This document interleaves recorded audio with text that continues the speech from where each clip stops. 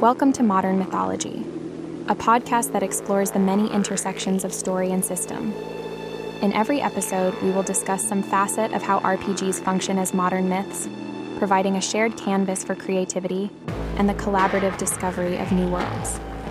For more information about this episode, articles, or links to our other related projects, visit modernmythology.net. So, welcome.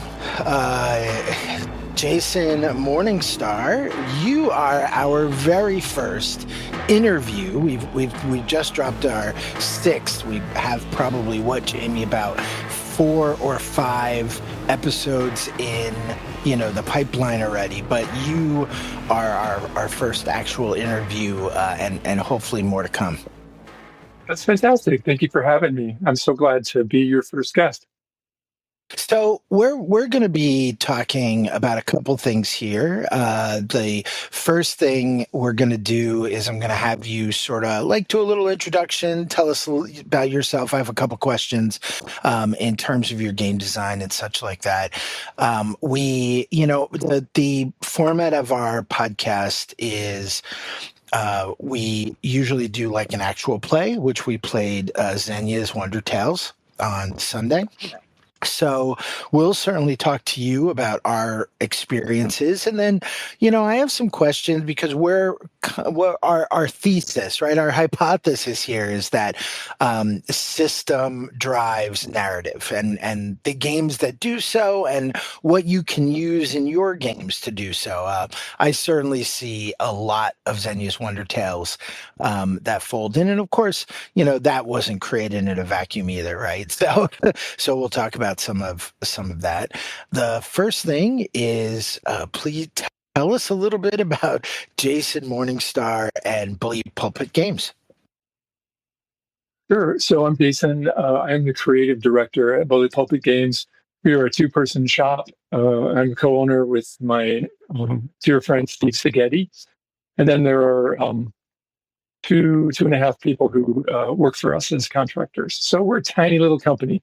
And I think that's important to articulate that in the indie world, there's different scales, and our scale is there's 2 of us, and I'm a full-time game worker. Steve is a part-time game worker, and that's it. That's all we are. So our output is necessarily constrained by the amount of manpower we have on hand. Well, while you are small, you are by no means a beginner in this grand thing. I, for one, have played and loved many of your games, many of which were huge successes. I mean, I would consider Fiasco a huge success. I will tell you, before you sort of talk a little bit more about some of your games, one of our co-hosts who's not here today, Mark, I handed him a copy of Grey Ranks, and he has not put it down. He was just literally, and Jamie, tell me if I'm lying, just salivating over over Grey Ranks. But please, I hope you get a chance to get it to the table. Not yet, but we will. Yes. Yeah. We're going to do a war series. We're going to do a military series, and that's going to be actually part of that. Right now, we're in our sci-fi series. We did horror first, and we're in sci-fi, but because of the Kickstarter, we wanted to make certain that we got you in the pipeline and out, because we like what you do, and we want to see you guys succeed. And if there's just one more voice in the ether that's sort of shouting your praises, unsolicited, I'd say. So I really appreciate that. And we need all the help we can get. This is a tough time to be trying to crowdfund. Absolutely. So I'm sure you've heard that from other people in the business. It's just, people are uncertain and money's tight. It's just a difficult time. But we're doing the best we can, and we've funded Zhenya's Wonder Tales, and hopefully we'll make enough money to do some nice things with it. It's always good to have a little bit of extra, especially on I've run a couple Kickstarters, and I've definitely learned when you get just a little over the line, you really Have to be. Yeah. There's a feeling of security there for sure. Yeah. And we'll get there. It'll be fine. Oh. Yeah. So, well, thank you for your kind words. Yeah. Yeah, no, sure. So tell us a little bit about some of your games, and what I'm particularly interested in is, I know it's very difficult to choose from our children, but we won't tell them. Do you have any favorites? And what were maybe some of the design elements of them that really excited you? Are you asking me to pick my favorite game that I've made? Again, we won't tell them. I doubt Okay. that Gray Ranks will listen to your this podcast. I hope not. So I can't do that because I really I kind of view games as applied art. This is my method of self-expression. So every one of these is, when I look at it, I remember who I was and what I was thinking about and what I was feeling it when I made it, why I made it, what was important to me at that time. So they're like a piece of me. I can't love one more than another.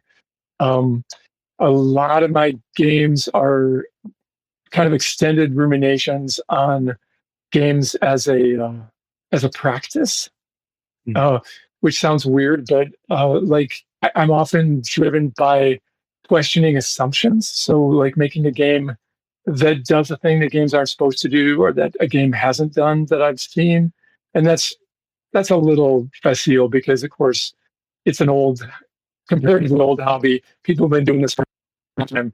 I'm not breaking any new ground on anything that I'm doing, but maybe I'm trying something in a little different way, or mixing two things together in a way that hasn't been done, and that's always really interesting and exciting to me.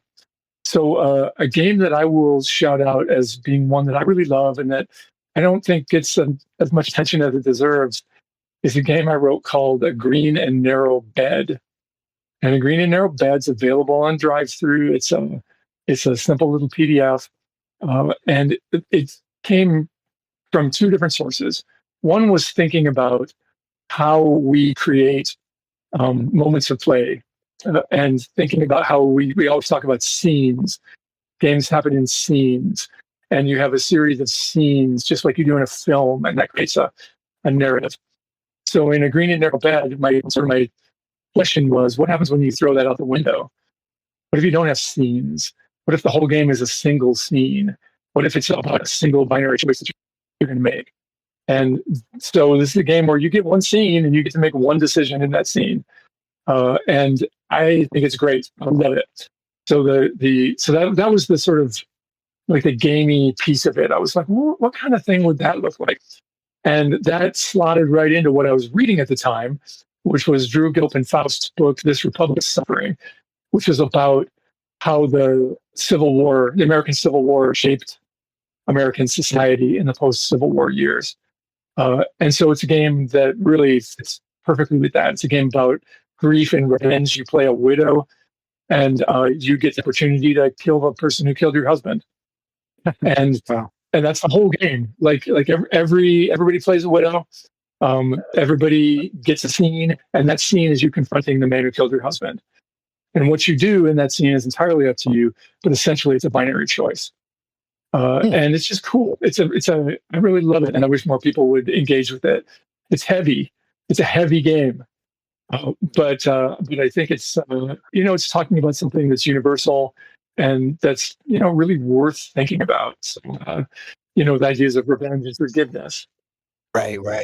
Would you say that Fiasco might be the lightest game you've ever written? No. If you ask me, no, definitely Okay. not. I've written I've written some lighter games than that for sure. I've written games that are very positive, that are life affirming. I was challenged at one point. My friend Graham Walmsley said, all your games are really dark. Why don't you make a game that's really about love and that's really positive? And I did. That's something that is part of my repertoire. I've made silly games. I feel like I have a broad palette, and then I get painted into the corner of making really dark gloomy games, which is not always true. Yeah. I mean, that's usually what I get drawn to, just aesthetically. I mean, when I was young, I was a goth, so it's just, Hey, there you I go. think that's a fine place to be. Like those are great things to interrogate, but it's you can paint with a broader brush than diving cold water, as they say. Well, one of my favorites and something I am definitely going to show these gentlemen is Shop-All-Hiri Roach. One of my absolute favorite games. Thank you. It's a must play in my opinion. I have several of my friends that have questioned themselves and determined whether or not they want to play it only because they're academics, and they're concerned about the PTSD. Yeah, right. Well, I wrote it when I was in grad school. That was, again, it's a situation where I can look at that game and remember how I was feeling and what I was trying to express.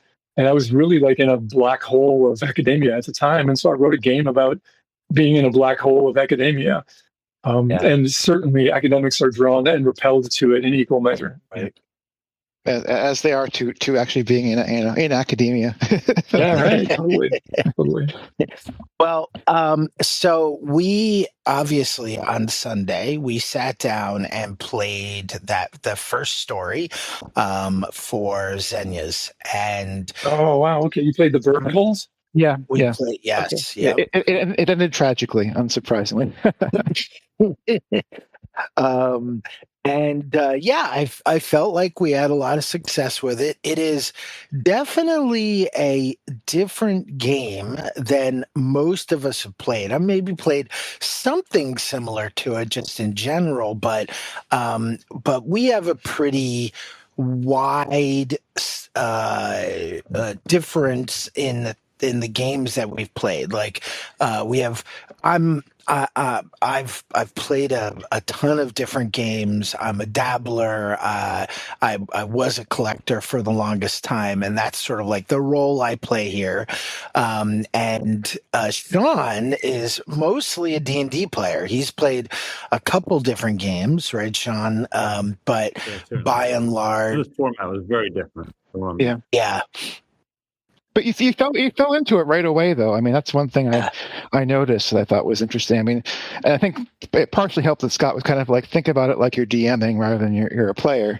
And I think that helped a little bit, Sean. That was my sense anyway. And the characterization, yeah, definitely. Once I got into the character, then I felt right in. Yeah, fit right in. Yeah, why don't I explain to your listeners sort of how Zhenya's works and what it's like and maybe how it's different? Would that be helpful?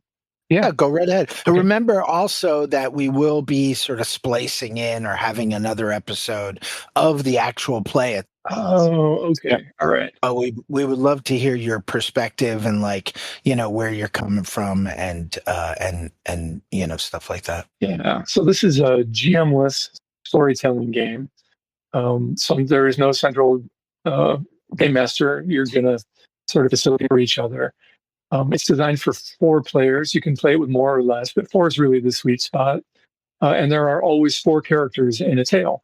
And these tales are inspired by Slavic and Baltic mythology. So they're folk tales, but they're a little longer, maybe a little darker than the folk tales we're probably used to. Most of us are used to. So maybe you'll meet the king of the snakes and hang out at his palace, and maybe the very concept of night will die, and we'll have to figure out whether dawn or dusk is going to become the new night. Or maybe there's going to be a showdown between shape-changing fairies. Or maybe you're going to go in the woods and fuck a bear. All of these things are possible and likely to happen in these tales. So they're pretty constrained. Like you guys played the Bird Rivals. It's a very archetypal fairy tale story. It's going to go in a particular sort of direction. There's, a woman who's going to get married to the local lord, but she's in love with this mysterious stranger who's also in love with her. And her auntie kind of knows that there's going to be trouble, but doesn't exactly know what form that trouble is in.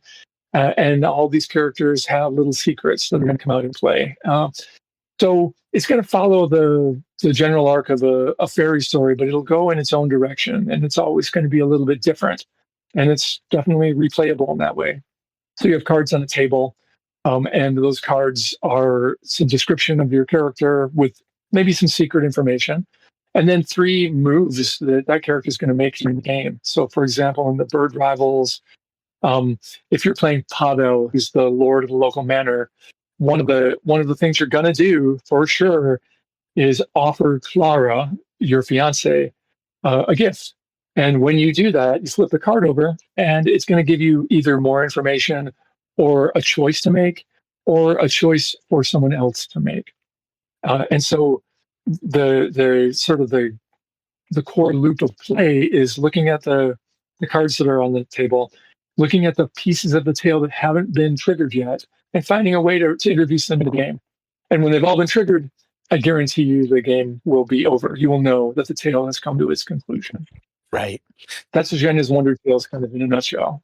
Thank you. Thank you. We didn't actually, so I put in chat, I actually put what our final layout was. We didn't actually trigger all of them. Right. That's fine. A lot of people died. So we were like, so one of the things we want to sort of talk about is twofold. The first is something that I was really intriguing to me in this, and like how it really pushed forward. And Jamie and I talked about exposition and like how to bring secrets into the game and so on and so forth a couple episodes ago. And part of this is interesting because you have so much of that just out there, right? So, and pushing towards those things to make story, I think, was, to me, probably one of the most powerful pieces of this, was that we could say we knew these 2 people were in love, but we had to get there, right? We had to sort of see how that played out. Right. And it was actually sort of challenging, I would say, right, guys? Like, it was in a way, yeah. I mean, it's partially because we were playing online, so we could see all this. We'd see everything on the card, including the stuff that was, could be kept secret. But I found that really interesting. It did put me in a sort of writer's room mentality with it. We're trying to create a story together without, I don't know, sort of like the ownership of character that can make people sometimes like, try to protect their character rather than like kind of thinking about the sort of symmetry of the story they're creating.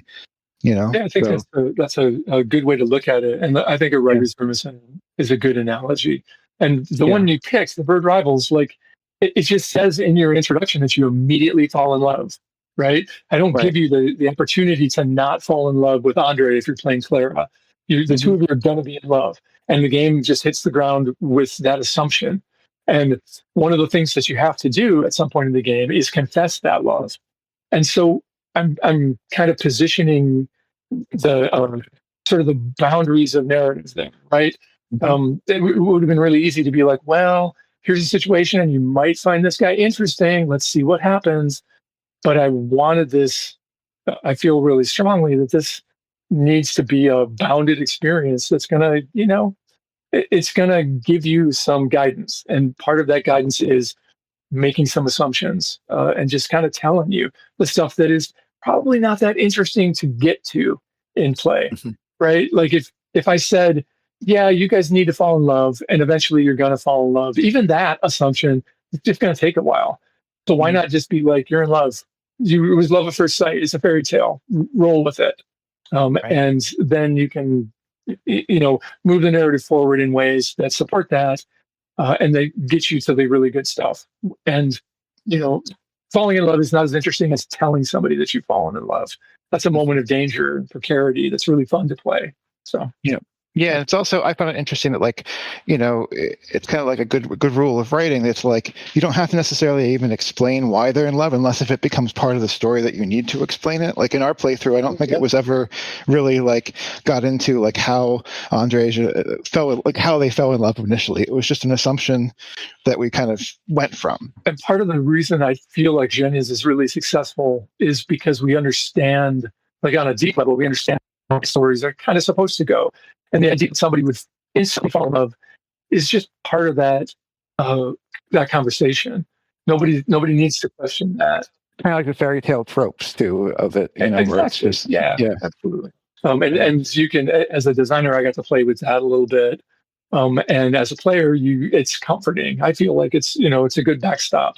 If you're not sure what to do, well, the cards kind of tell you what you should be looking to do, and they also give you some insight into what kind of story this is, which I think is helpful. I hope it's helpful.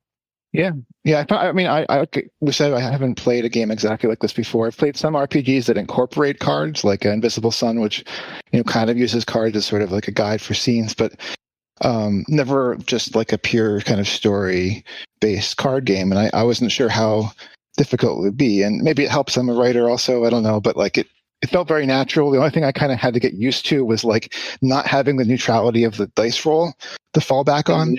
There's some points where it's like, we had to decide like what's the outcome of this, and it's kind of like, I don't know, do you want it to be this way? You want it to be this way? Because it wasn't like the sort of like I rolled a 7, so it's going to be this, But once I got used to that, it flowed pretty well. That's good. Sometimes people bounce off it really hard if they're used to playing a certain way and find that it's very different. So I'm glad you were flexible and just kind of met the game where it was at. That is great. We wanted to, I'm very curious, Sean. Obviously, this is, not D&D, right? Yeah.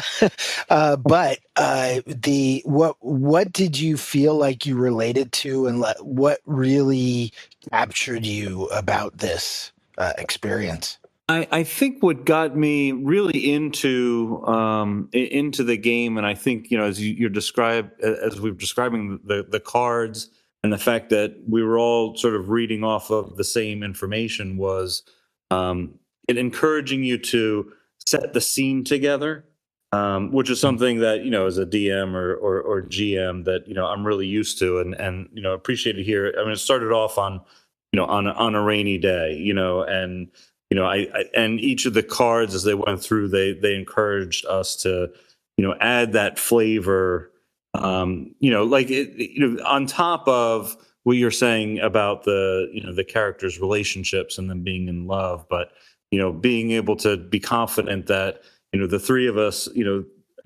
playing this game at the same time, we all had the same mental picture of what was going on in the story.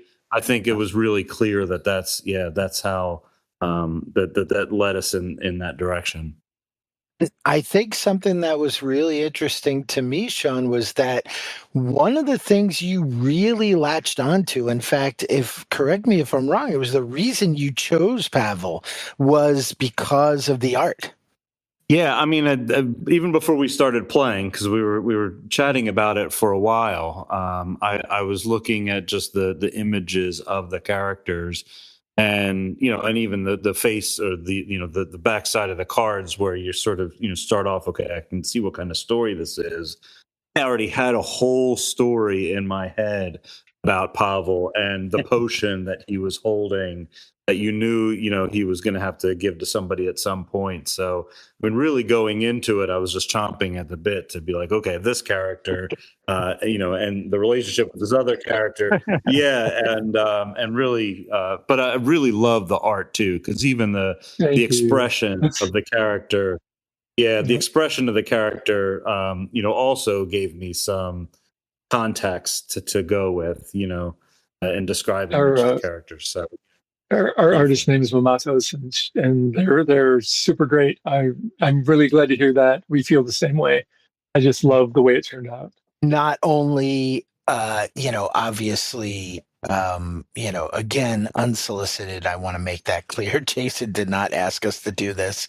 But, not only back Zenya's, but also her journaling game, or the Oracle game that she is producing. They, I apologize.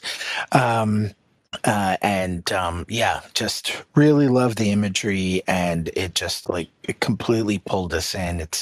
It's important how powerful, both Jamie and I being artists, it's how powerful those images bring you into this fairy tale world, and I think that's really fantastic. I agree.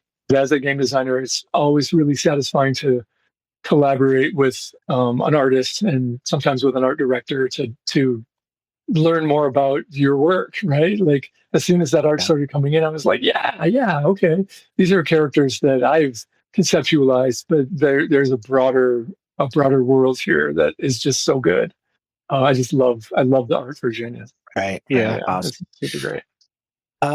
Before we move on to the next topic, is anything anybody want to cover or talk about in terms of the idea of like revealing secrets in other games by like pushing towards what you know? And, there's a conversation there about kind of player knowledge versus, we played, as Jamie mentioned, we played in this very open, I did discourage flipping the cards, but when we did our introductions, because we were on Roll20, but we just read the private and public information. So we knew kind of what we were pushing for, and, and it still really played out wonderfully.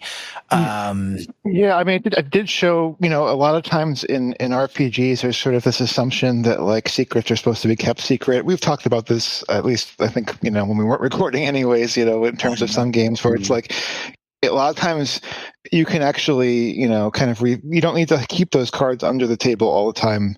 I mean, I guess there's situations where sort of it can spoil things, right? But for the most part, I think a lot of times it's like that information can be useful if you're trying to create a story together.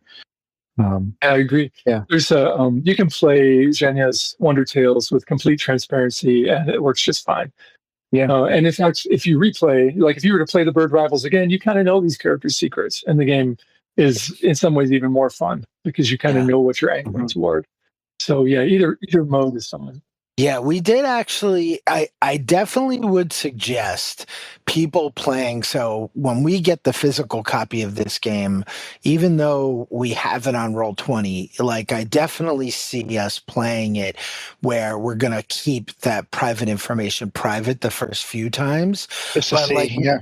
We did have a surprise moment when we flipped over the when you try to control somebody else, and it was like, and it fails, and we're like, okay,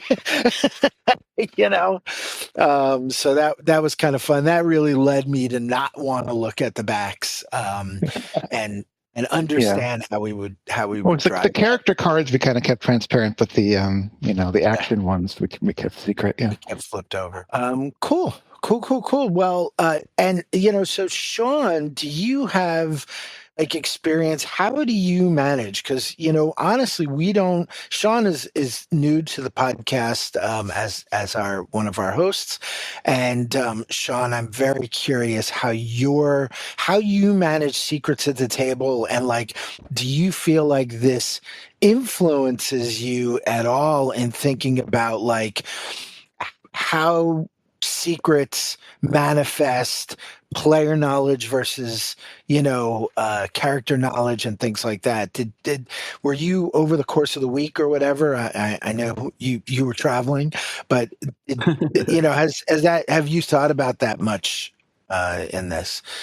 No, certainly. A couple thoughts on that. I mean, you're correct. As a DM, I come into this handicapped, having essentially only been a dungeon master for D&D.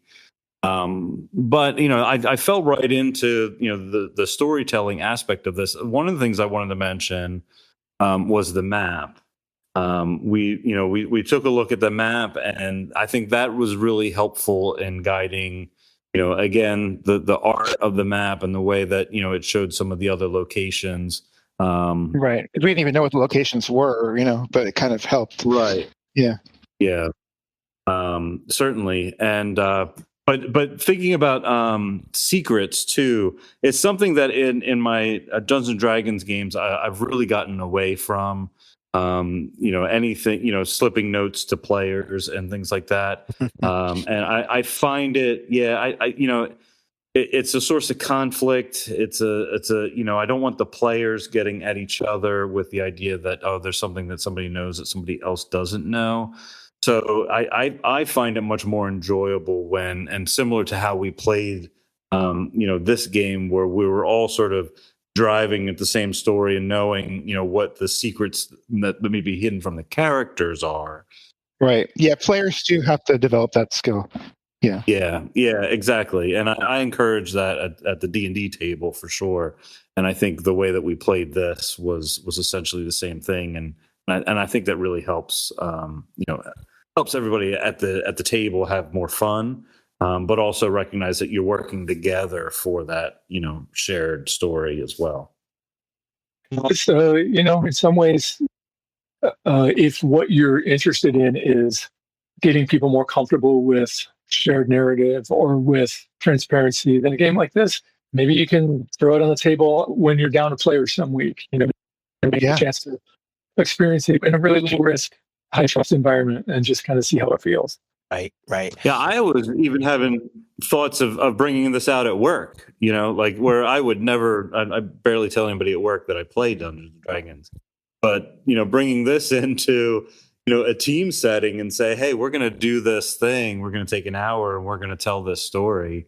I think, for that kind of relationship, I think it actually, and granted, Jamie and Scott, they're writers and, and creators. So this is not that far-fetched for them, but I work in a hospital and in a healthcare setting, but more of a corporate setting, really.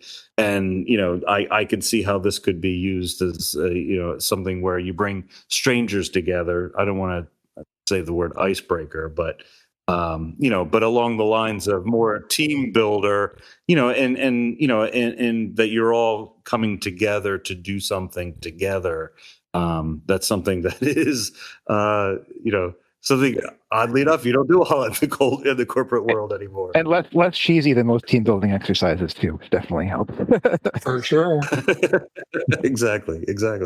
Convince your corporate masters to hire me to make a custom version for them. I'd be happy to do that. I do that.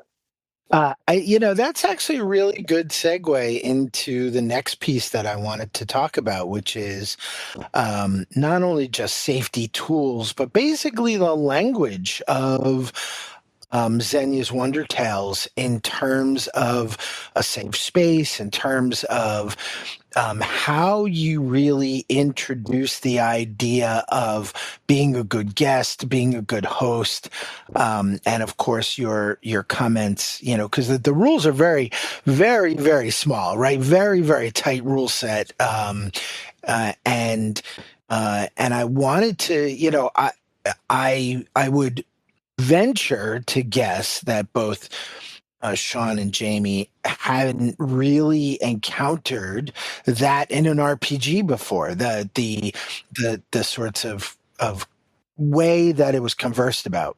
Am I wrong about that? I definitely encountered it before, but not phrased quite in the same way.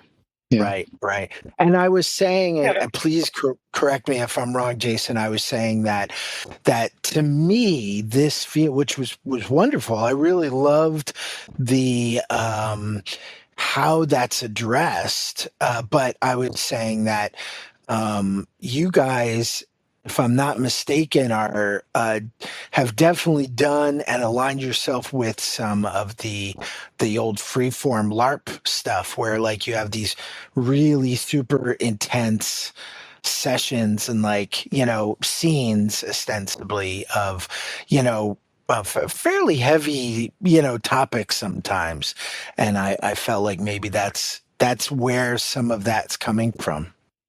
Yeah, we it's an ongoing conversation, both in tabletop and live action role playing, about how to be thoughtful and encourage safer play.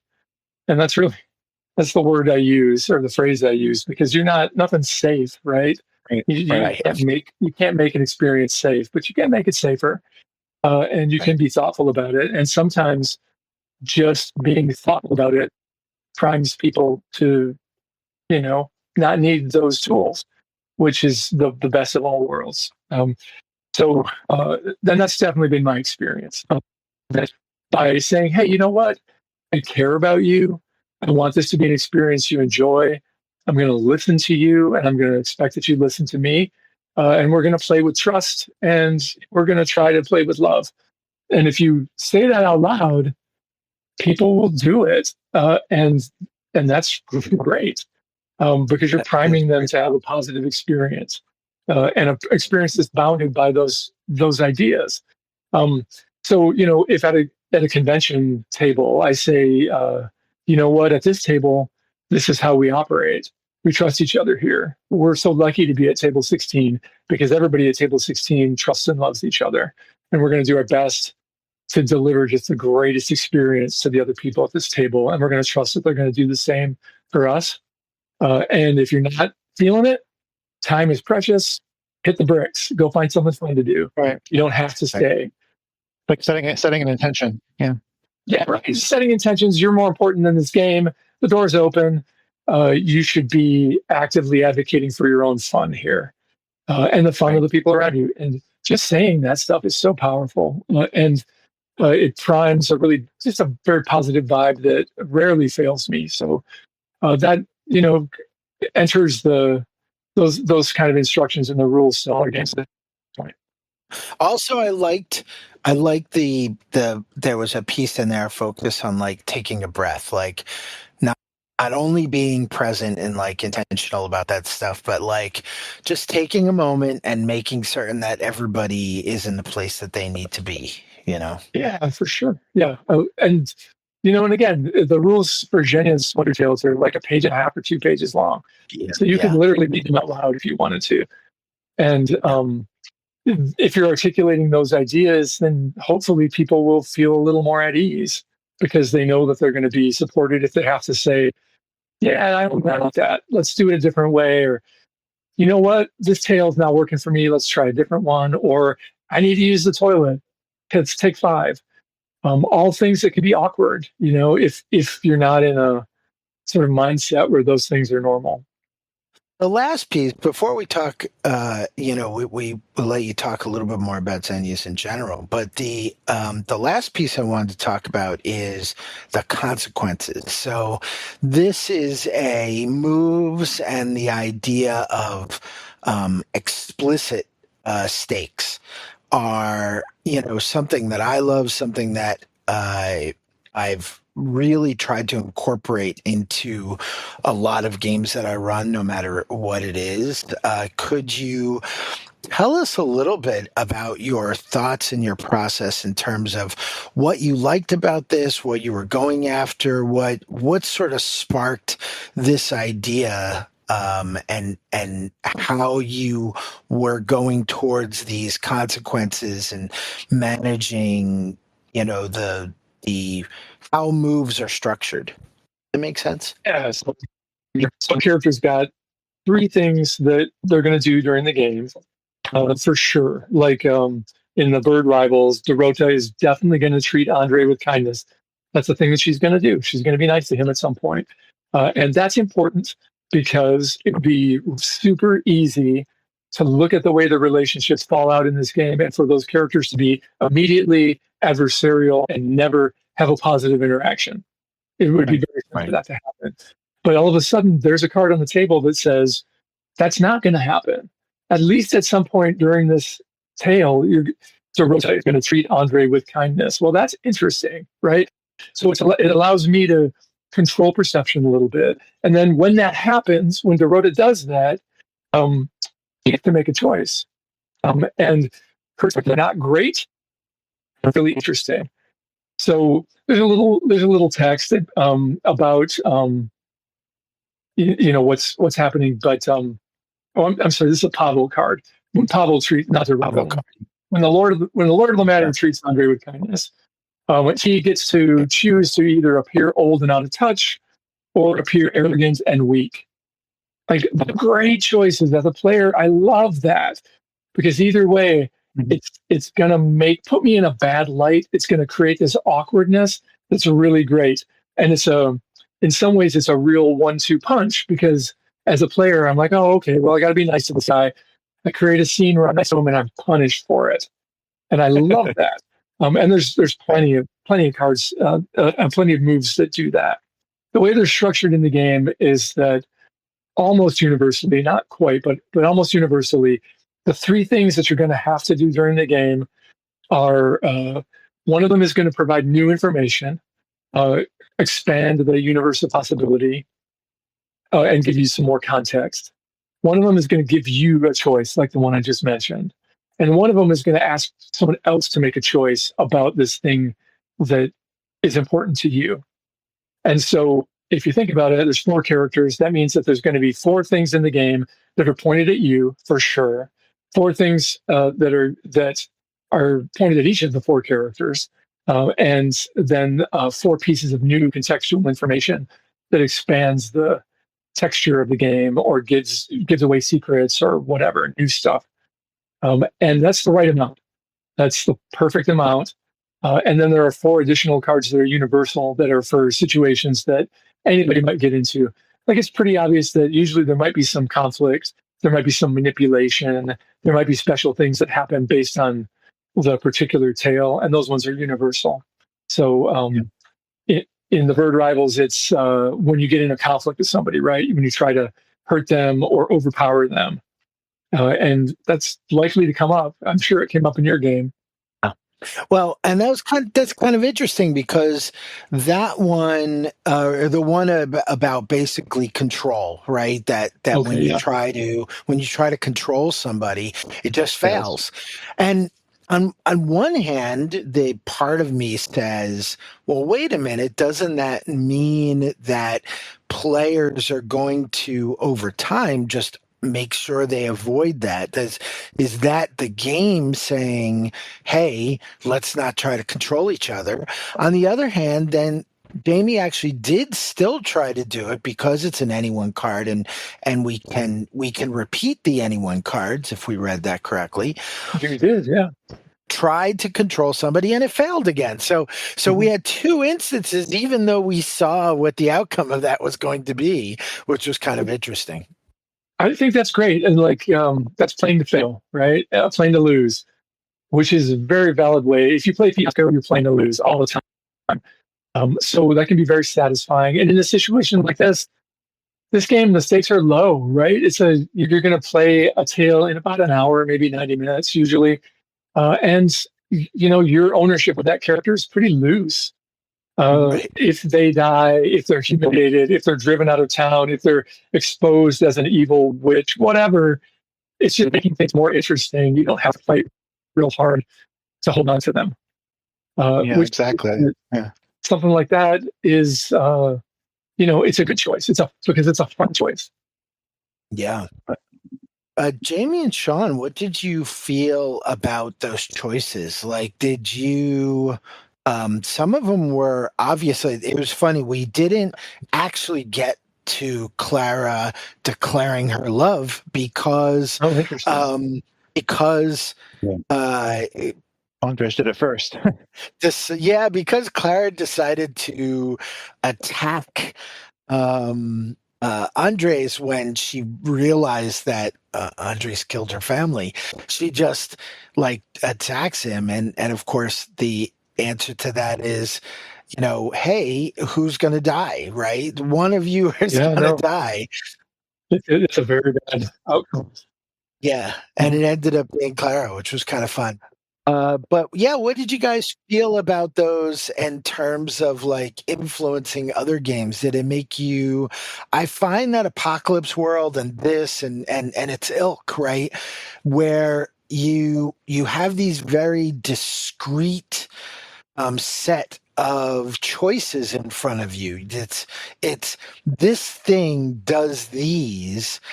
I'm curious how you feel about them, and if you feel like you see them fitting into other games, other scenarios.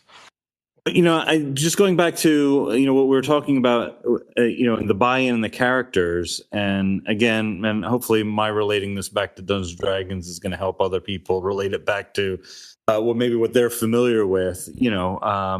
But when you build a character in Dungeons and Dragons, you spend a day building that character. I mean, you spend a whole session potentially, dreaming about what that character could potentially do. I totally sat all my characters out 20 levels. If in the next session, the narrative, just makes sense that something dramatic happens to that character, your ego is so built into the into playing that character that's really not going to be permitted at the table, or it's going to be frowned upon, or it's going to be a bad outcome. But again, to your point, like just the way these characters are introduced, them, you love them, as you get to know them over the course of the game. But then not being so tied to it, more being tied to the story. When we got to that point, and it was like we're flipping the cards and going, oh, well, now this is what's going to happen, and oh man, this is tragic. It was like we were all delighted, at that point, to be like, wow, this story is really, becoming so dramatic, at its conclusion in a way that was really satisfying, despite the fact that, one of us, was ultimately, from a role playing perspective, not successful. No, Jamie, is that how you thought about it? Yeah.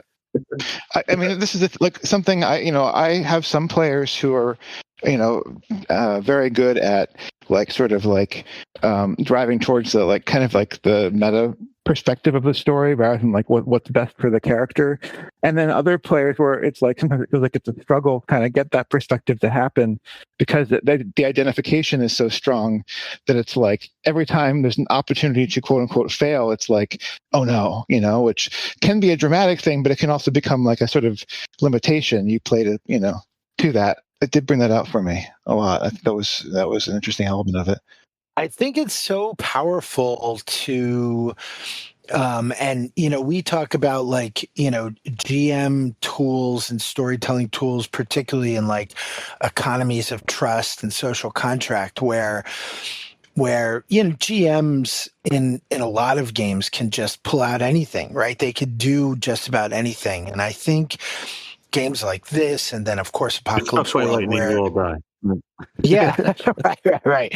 Where they really, the idea of these very explicit, what the possibilities are, what the GM can and can't do, can really be very powerful in terms of how the players approach stuff. And even none of the three of us are gonna hold on to our pearls about our characters dying, but but that very powerful, like when you go to violence, one of you dies. That's a really interesting point in the that's the most extreme, right? But the really interesting point within this narrative. Yeah. For me, the important thing is that the character dies well. And that doesn't necessarily mean like heroically, but just like right for the character. It's that sense of symmetry where it's like that was the right. Yeah.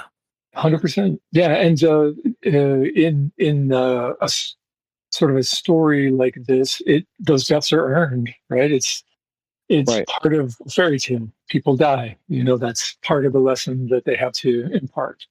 So it often feels right, Yeah.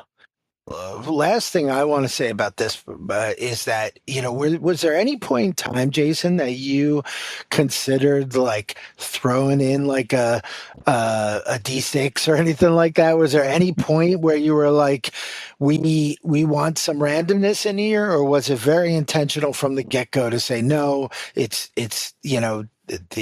the outcomes are the outcomes, and these choices, what the other person does is the random element? Yeah, that's different for every project, and my tastes around randomness and uncertainty evolve over time. But for this one, it was pretty clear to me that it wasn't necessary. And I don't think it's necessary. There's no point in this game where there needs to be suspense over what happens.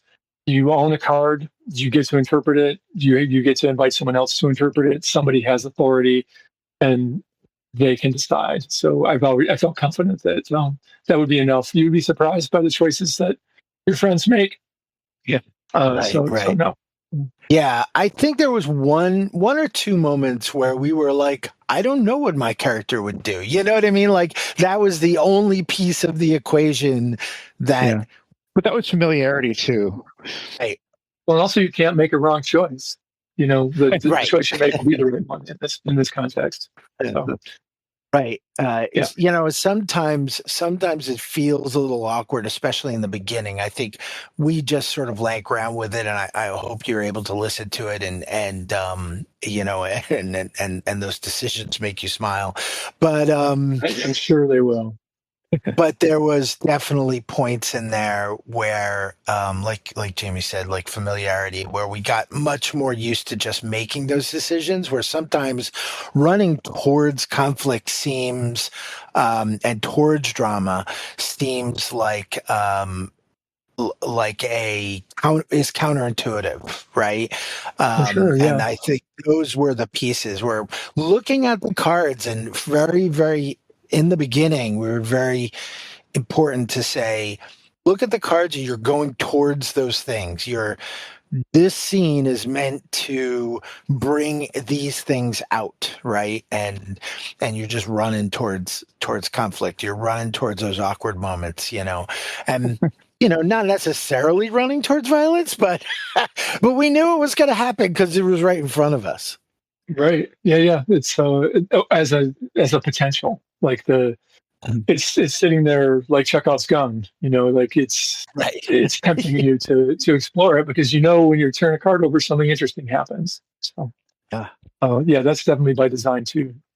Well, I just wanted to mention that this definitely made me think about trying to maybe play with this format for any sort of group writing project where, like once you already have sort of the big, events and you have the main characters and stuff, it'd be interesting to play it out in different ways with people to like kind of flesh out the next stage of it rather than, usually when I'm writing a book, it's like I kind of just naturally go from one stage to the other and assume these are the things that happen. But I don't know, it might be fun to play with it in that format.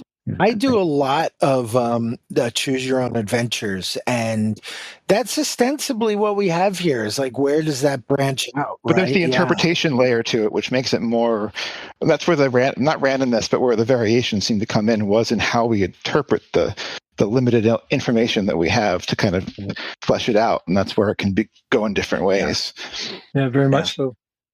And also for me, and this is like one of my big things in terms of like structure, like the thing that freezes me up more than anything is tyranny of the blank page, right? So this is I just thrive when I'm writing. Even I create these very, very strict structures. Even when I'm like developing a scenario, it's very helpful for me to be like, this scene is doing this scene is doing this scene is doing this before I even get to the point where I'm putting details and characters are doing things within those scenes. And this really helped me. It was very easy, I felt, for me to like roll with it and be like, oh, well, this is happening. What does that look like?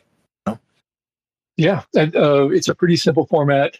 It's they're surprisingly difficult to write because you need to. There's a lot of moving pieces. If you decide you want to go forward with that project, let me know. We can talk. Yeah. But it's yeah, I would love to see what you came up with using this as a writer's tool. I think that could work really well. And I want to add, just as a player, thank you, Jason, for allowing us to take a look at the game, and thanks to you guys, both of you, for inviting me to play. This was a new experience for me. I definitely appreciate it. So just for me, full-hearted thank you. Oh, you're very welcome. I appreciate that. So Jason, thank you very much. Please tell us, what else do you want to share with us? Yeah, this we're crowdfunding Zhenya's Wonder Tales right now. You can find it. I'm sure there'll be a link in the show notes, but also bpglink.com/Zhenya's. We'll get you there. We would love to have your support. It's a cool game. It's going to be beautiful. And that's the main thing.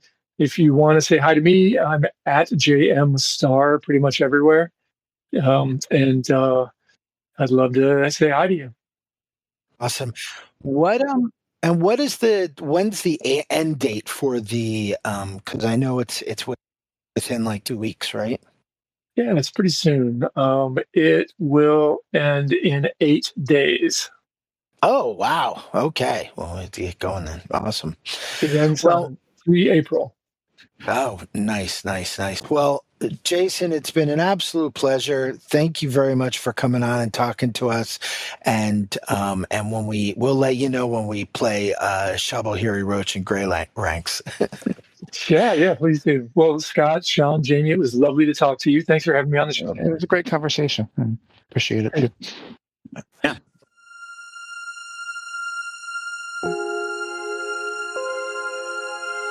Do you want to know what the fallen are, little one? In a sense, they are angels, but not the angels your mom imagines she prays to. Brass trumpets picnicking in the clouds. In their true essence, they are great swirling engines of wing and blood, fiery eyes that peer around the corners between worlds. Dark, radiant things conjured from fresh battlefields. A Frankenstein's Valkyrie, forever crashing to Midgard. What grief demands their hate? What vast cannibal hunger? Welcome to the Fallen Cycle. This is a universe full of secrets, waiting for those brave or foolhardy enough to seek them out. Discover more about the myth-punk Fallen Cycle universe at fallencycle.com.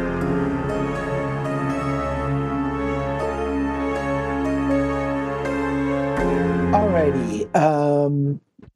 So I'm going to read through these rules. So choose your tale to play. We're playing, are actually all the setups for the different stories. We're going to play the Bird's Rival to start with.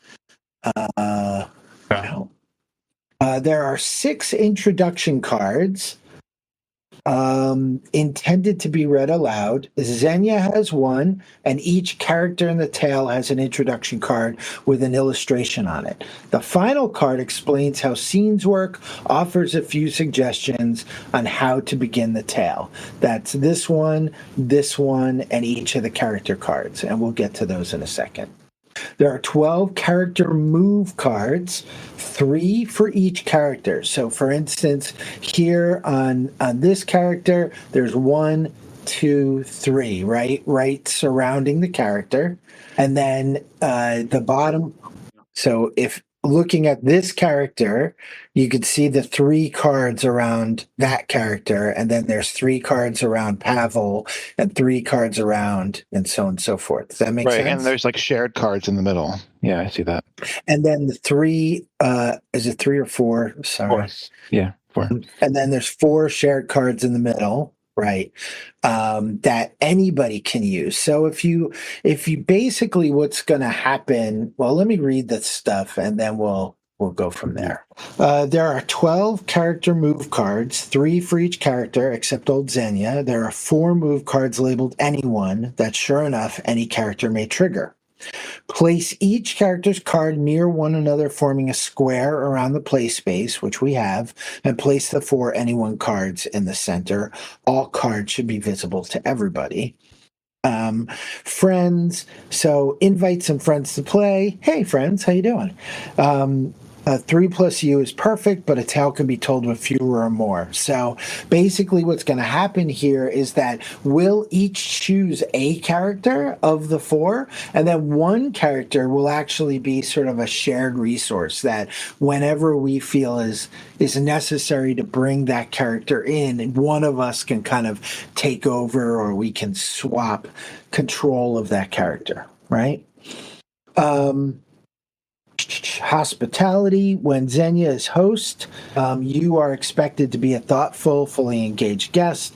A good guest trusts and supports their friends, elevating their play and respecting their choices and boundaries. They check in and follow their friends' lead in the game's twists in unexpected or sometimes unwelcome directions. A guest knows how to take care of themselves, how to let their friends know what they want and need, and know that it's fine to stop the tale or leave the telling when that. Finally, a good guest helps clean up the mess, be it physical space or more metaphorical, before saying goodbye. So we'll kind of debrief afterwards. Starting the game, if no one has played before, it helps to read these rules aloud. Hey, look, that's what we're doing. Begin play reading the introduction cards, which we'll do in a second, starting with Zhenya's card, which sets the stage for what's to come. So I'll walk us through all of that. After this comes the 4 character introductions. The final introduction card explains how scenes work, offering a few suggestions, and tells you how to begin the tale. A scene is a short, clearly defined moment that puts a character squarely in the spotlight. A scene should not take longer than 5 minutes. Take turns creating them. Your scene can be about your character, but it doesn't have to. So this is an interesting aspect is, do you want to start a scene about yourself? And just like we're all GMs, right? So it's basically just, what kind of scene would you frame about this character? What does this character want? And where do I feel like the natural starting place is for that character? Or do you, because we're all kind of GM minded, you also can set up a situation. If you can think of a situation to start off like that will push a character to make important decisions towards their goals, you can set that scene, right? Just like as any GM would. This is where we are. This is what we see. This is the situation in front of us. Pavel, what do you do? Right? That's how you would kind of do that. That make sense? It does. To some extent, exactly. In concept, it makes sense. Yes. Yeah, I will obviously sort of start us off, and then we're basically just going to go around, and each person, we just take turns setting that scene, right? So, you know how we were doing the D&D,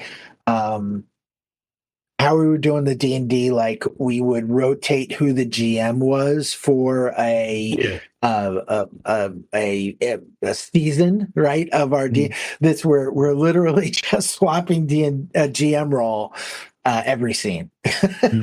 Right. All right, so move cards. That's what all of the cards are, except for the characters, are called move cards.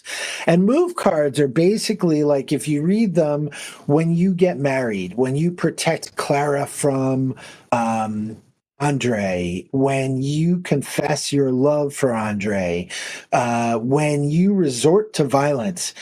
Basically, you set the scene, and then the character, the person, you set up scenes where people can kind of interact with each other kind of naturally, right? You sit at the dinner table, there's candles, let's see here. Clara has cooked an amazing meal, and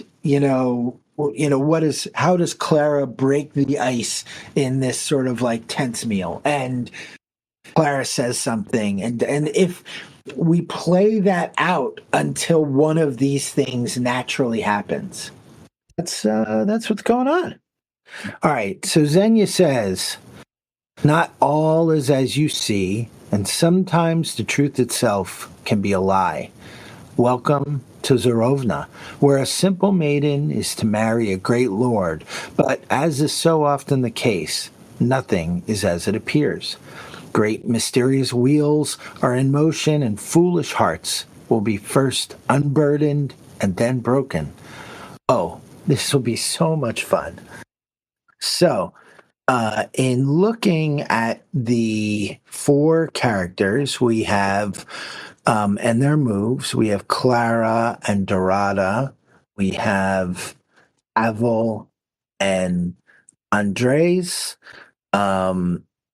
who wants whom. So basically, if Jamie, I think we're just going to start with you.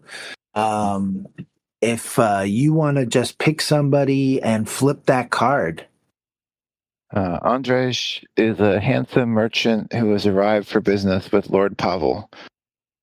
That's the public part. Did I read the private part too? So normally you could kind of choose if we want to do open. I think we should just do open this, have sort of like a GM's hat on, right?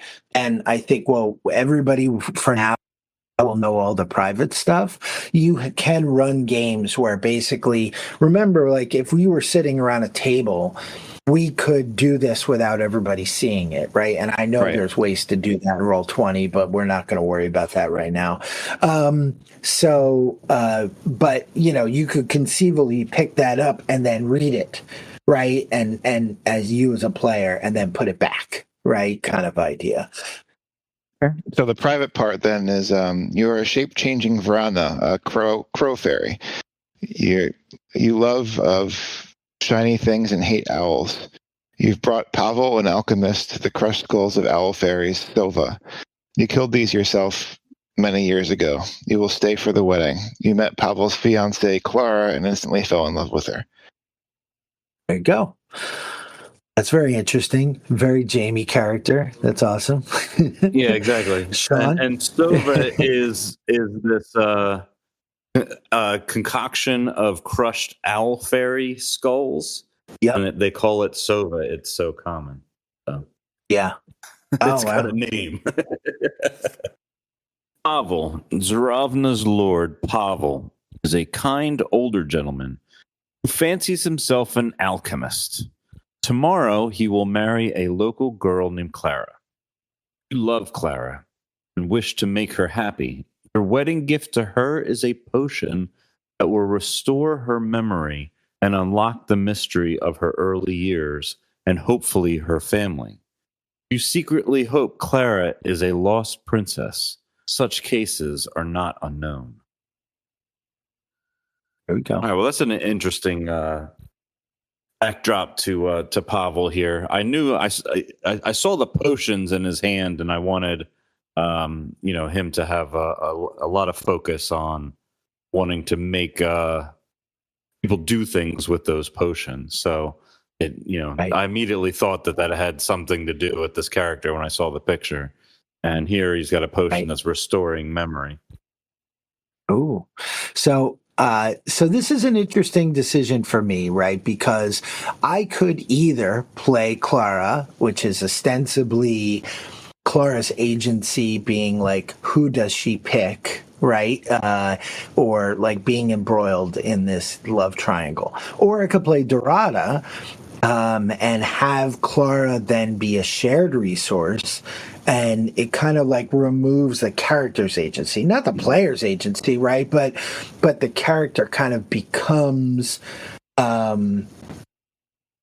focused supporting character, right? So that's kind of interesting. I think I'm going to do that. I think I'm going to pick Dorada and have sort of this be a story that we're telling, about these three characters, and Clara is like important, but not the main characters, which is kind of interesting. I think that's a good move. I think the fact that the other characters revolve around Clara, that makes sense. Oh yeah, and maybe Dorada does as well. Let's see. All right, so Dorada, public. Dorada's Clara's adoptive mother and Zarovna's local witch. Private, one day, many years ago, Clara appeared, a foundling, innocent as a lamb and radiantly beautiful. You took her in and made her your daughter. She gave you purpose, and you loved her and love her still. You keep her safe. She grew into a lovely young woman, and you did your best for her.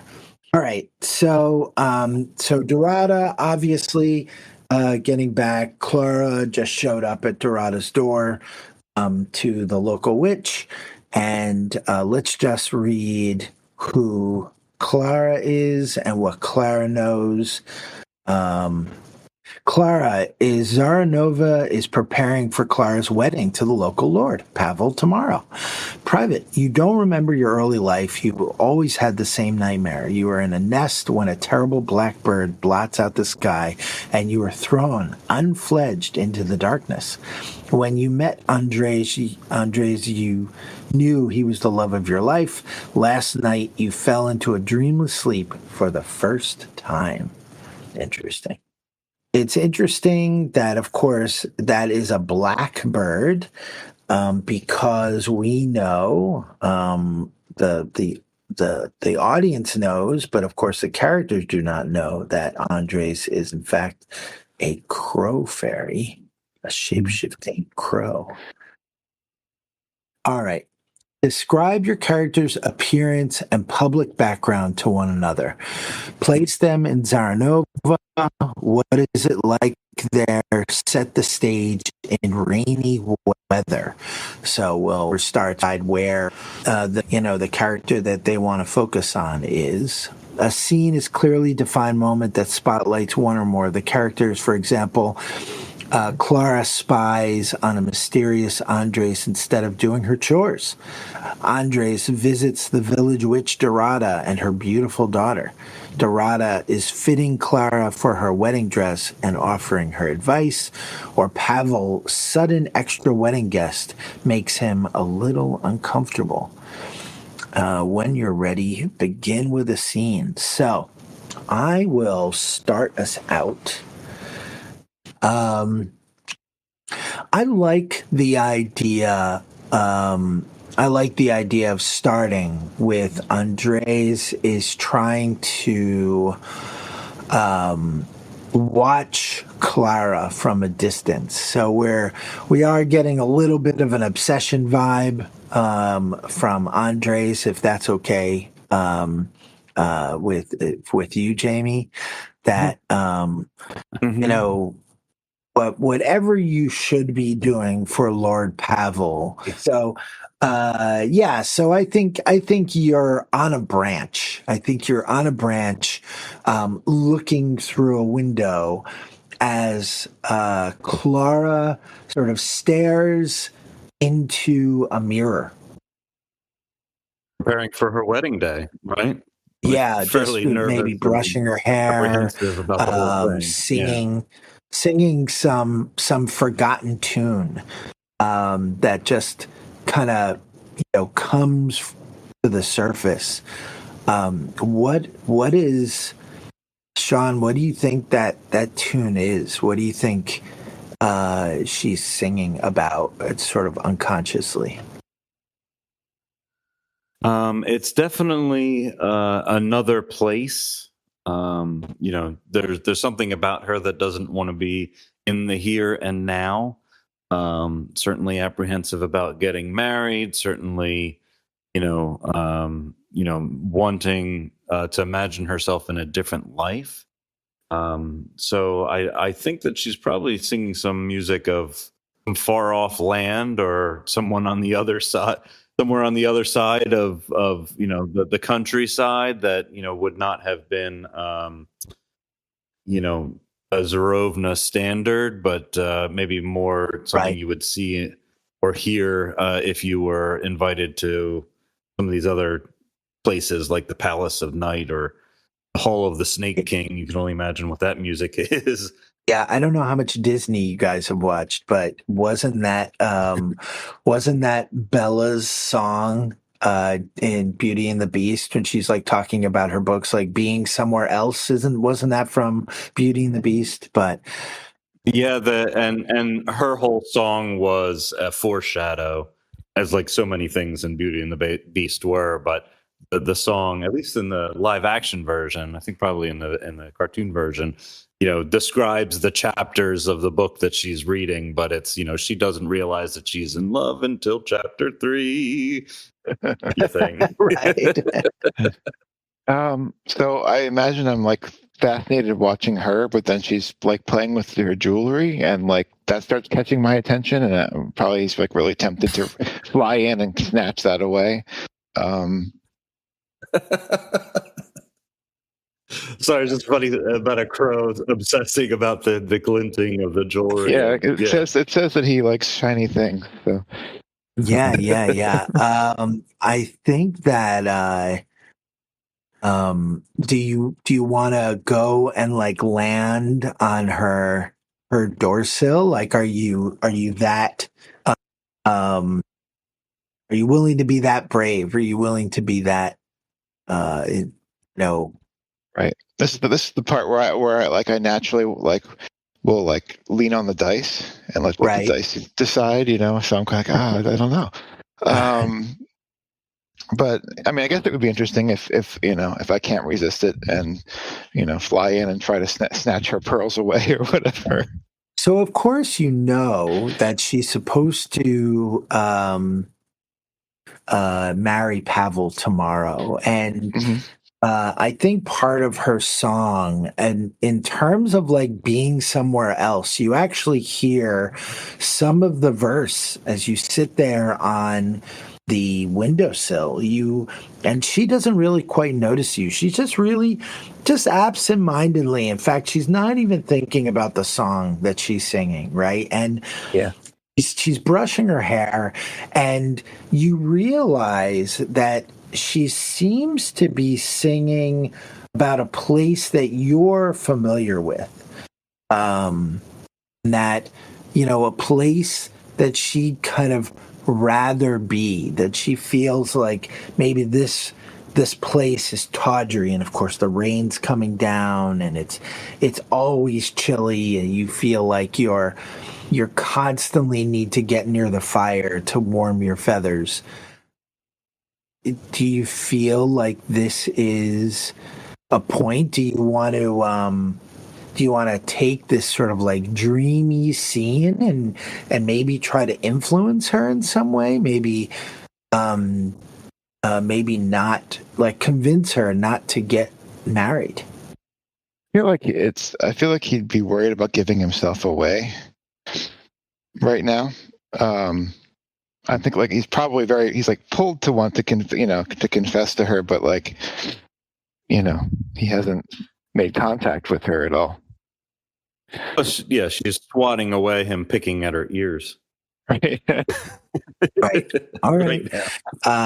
So do you want to continue on, maybe steal something off of the, you know, dresser that's in front of you while she's distracted, and then fly back to your boss?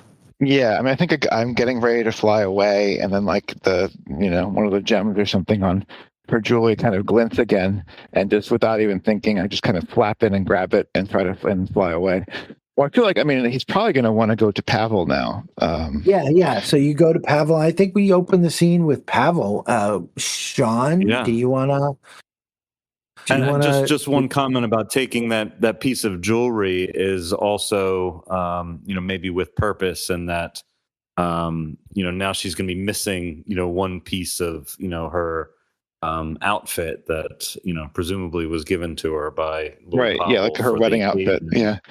Yeah, like you can't go with one earring, or you know what I mean, like whatever that piece of jewelry was. She's gonna miss it. I mean, what if it was a ring? Yeah. The one she was going to give away. Oh, there you go. So Lord Pavel, he is nervous. He is very, very dreadfully nervous over what's about to transpire. And oddly enough, he's not nervous about the wedding. He is expecting Clara over to his home. I mean, he is Lord Pavel. He is one of, if not the wealthiest in the town of Zaravna. His home is certainly the largest on the block, if not the largest in the town, and it has an inner courtyard. And so he is pacing up and down sort of the outside covered patio that forms this square around the inner courtyard of his home, multi-story, multi-roomed house.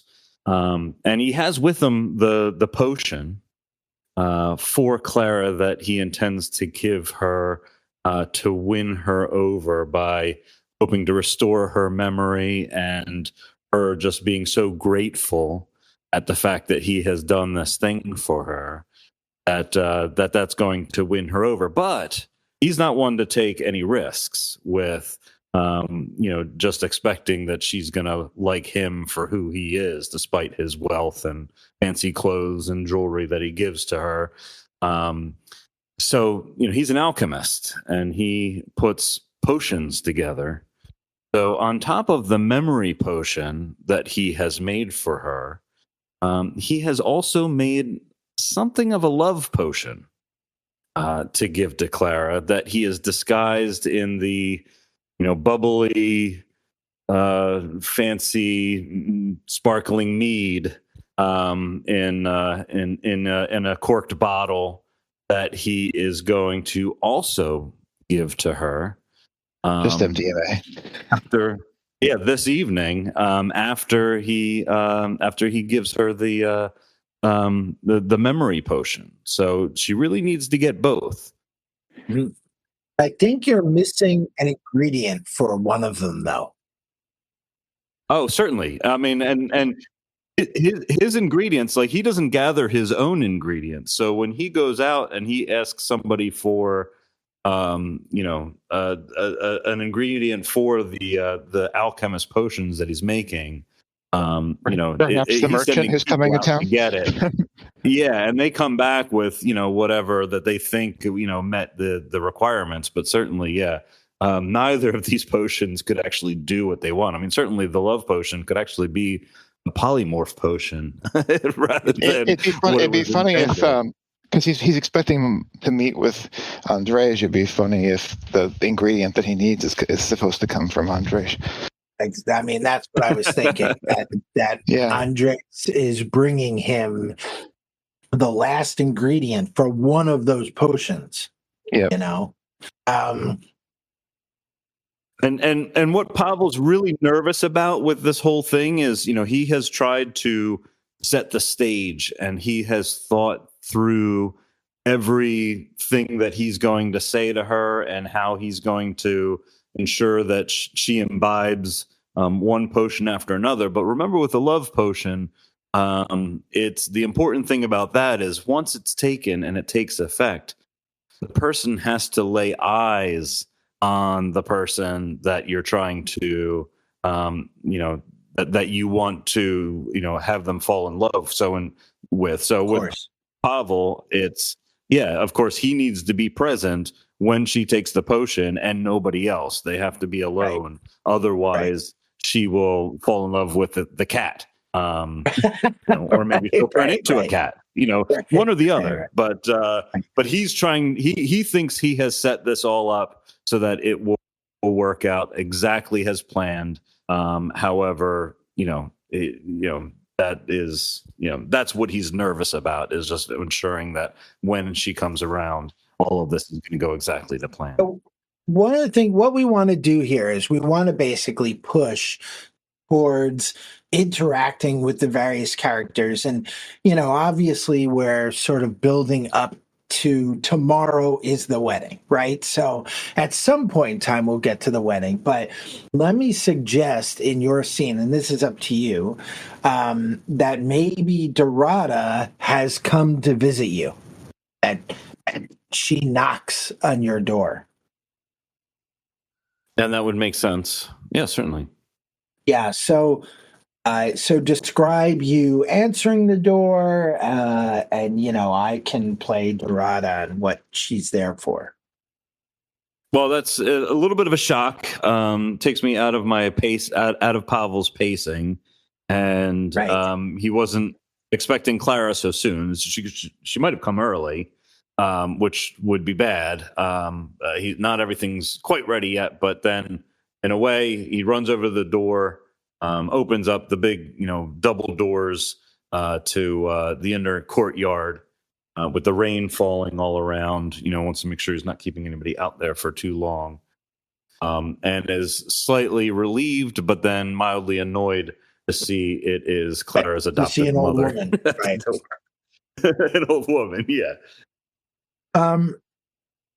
So she's going to get right to it, and she'd say, nice cities. It's raining, by the way. Like, right? It's raining. It smells like, damp moss, as Zarovna, generally tends to do. And this woman, who's obviously is not wealthy enough to have bought a horse, is standing out in the cold, and she says, "Lord Pavel, I was hoping we could talk. We could have a conversation before you marry my daughter." Of course, Dorada. You can come in. Please, let's go to the East Wing, and the servants are not around at the moment, but they will be here for tonight. So let's go find a nice, comfortable fire to sit by. When she walks in, I imagine that it's like, dripping onto your, lovely expensive carpets and trailing mud from, the hike from her small little hovel. You like watch these little like footprints being formed into the carpets. Pavel's annoyed. Right, but annoyed in the sense that now he's got to take he's got to take the moment to tell the servant that they have to clean that up. Right. So she is basically standing with her scarf in her hand, again, like every once in a blue moon, kind of like wiping the water from her. Pavel realizes, oh shoot, he still has both potions in his hand. He has the one potion, in your hand, right? and he has the bottle in his hand, and he nervously sets it aside on the far side of the room, or perhaps up on the mantle. He just sets it up onto the mantle, and so she's clearly waiting for you to to give her leeway, right? To open up the conversation. Pavel, again, acting nervously, just takes the fire poker and pokes the fire a couple times, tries to get it a little bit warmer, and looks over at Dorada and says, "So, you are coming for tonight for the wedding dinner for later on tonight. Are you not? Are you planning on staying here the entire time from now until then? 'Cause that's really going to put a damper on Pavel's plans." No. My lord, I'm so sorry. I just wanted to talk to you about a concern that I had. Of course. Put on an air of interest and concern, although it may not be real concern, but sits down in the cushy chair across from Dorada and looks at her, and nods and says, "Yeah, please tell me, what is it that I can do for you?" So she's, of course, still standing there holding her scarf.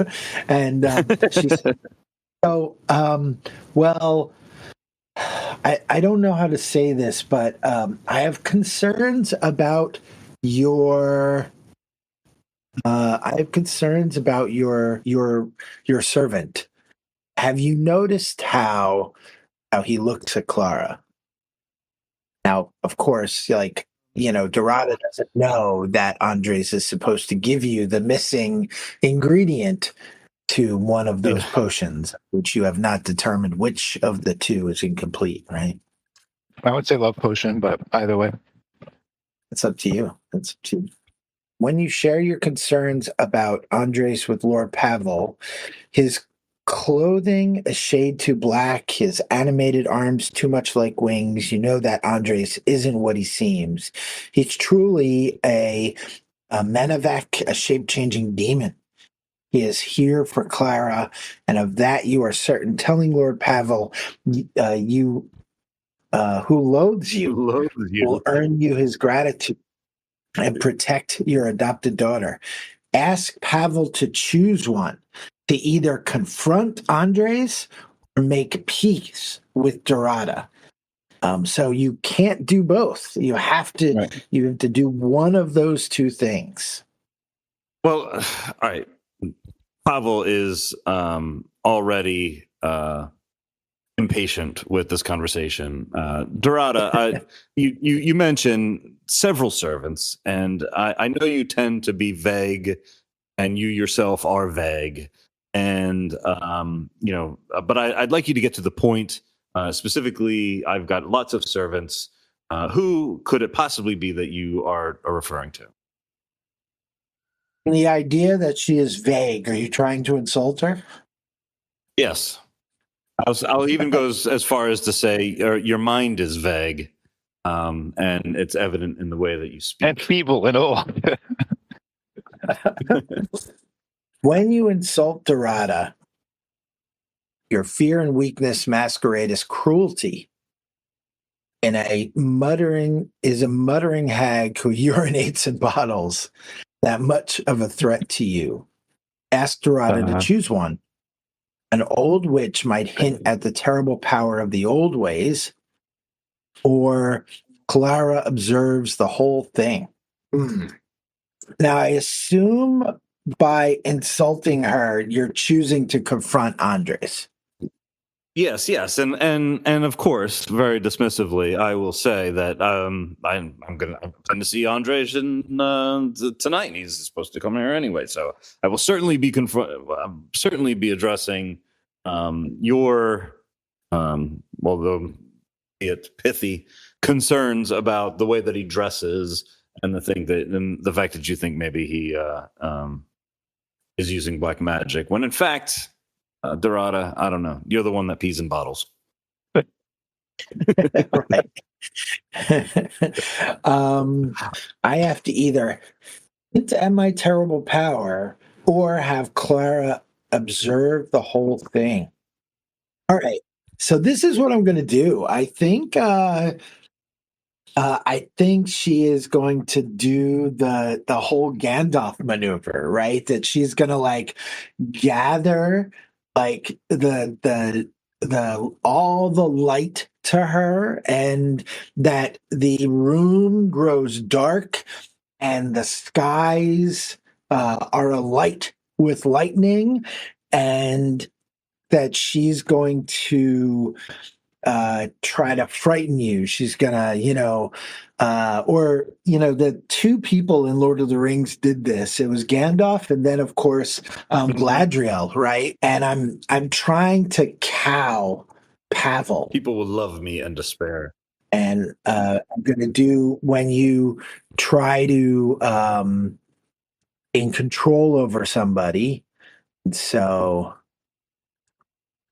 When you exert control over an unwilling person, it doesn't work. Lay out your failure.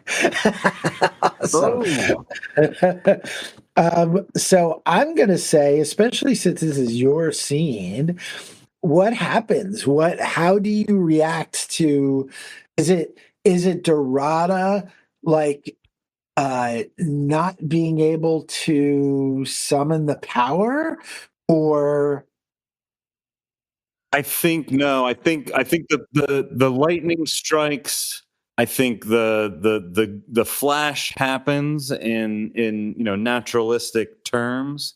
But I think Pavel doesn't realize that it could possibly be coming from Dorada, right? So he starts at the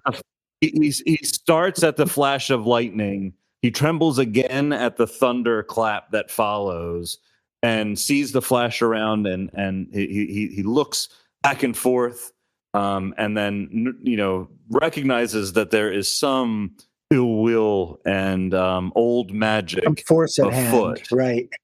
But exactly. But he wouldn't ascribe it to her because, again, all of the failures that are actually failures of himself, he projects onto other people, right? And then goes back to, again, what needs to happen, of course, across the night tonight has got to happen in exactly the way he has envisioned it. So he grabs the 2 bottles off of the mantle, which now are the most important things, and he's going to try and badger Dorada to get out of the house and to come back Right, and at the time kicks her that she out was into the actually rain. invited. It says, I'll see you tonight. All right, I think that's a perfect place to end that scene. Right? like he is totally worried and be like, look, I don't know what you're up to, old woman, but I have bigger fish to fry, right? I have other things to attend to, and don't let the door hit you in the ass on the way out. Jamie. Yep. So what is your scene? What do you want to, are you focusing on Andres, or do you want to open a scene for someone else? Well, I'm gonna be using Andres. I'm thinking that Andres thinks, like, he has to provide the ingredient for this potion, right? Yep. He thinks that she is one of his kind. Whether we determine that's the case or not, we can determine later. But he thinks she's one of the Raven, fairy people, whatever. And so he's changing out the ingredient to kind of reveal her nature. I mean, supposing that is her nature.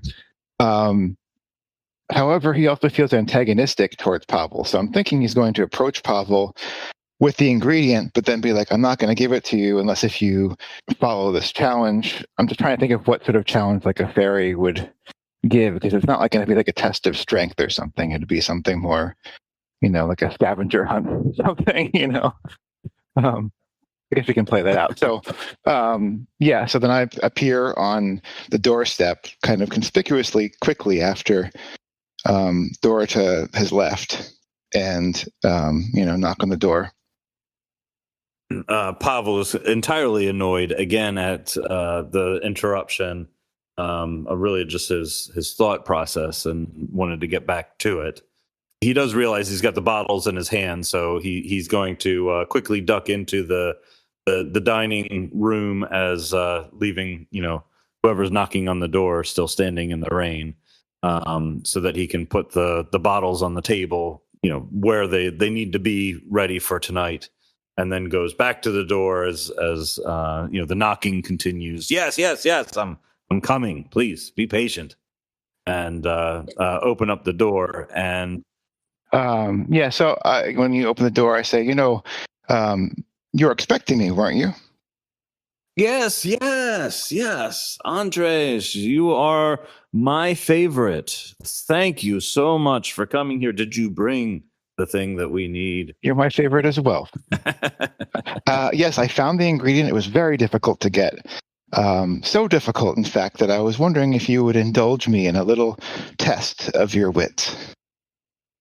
Yes, we can play games. And matter of fact, as part of my delight at what you have done for me today, I would like you to come back. We are having a great celebration tomorrow of my wedding for my betrothed, Clara.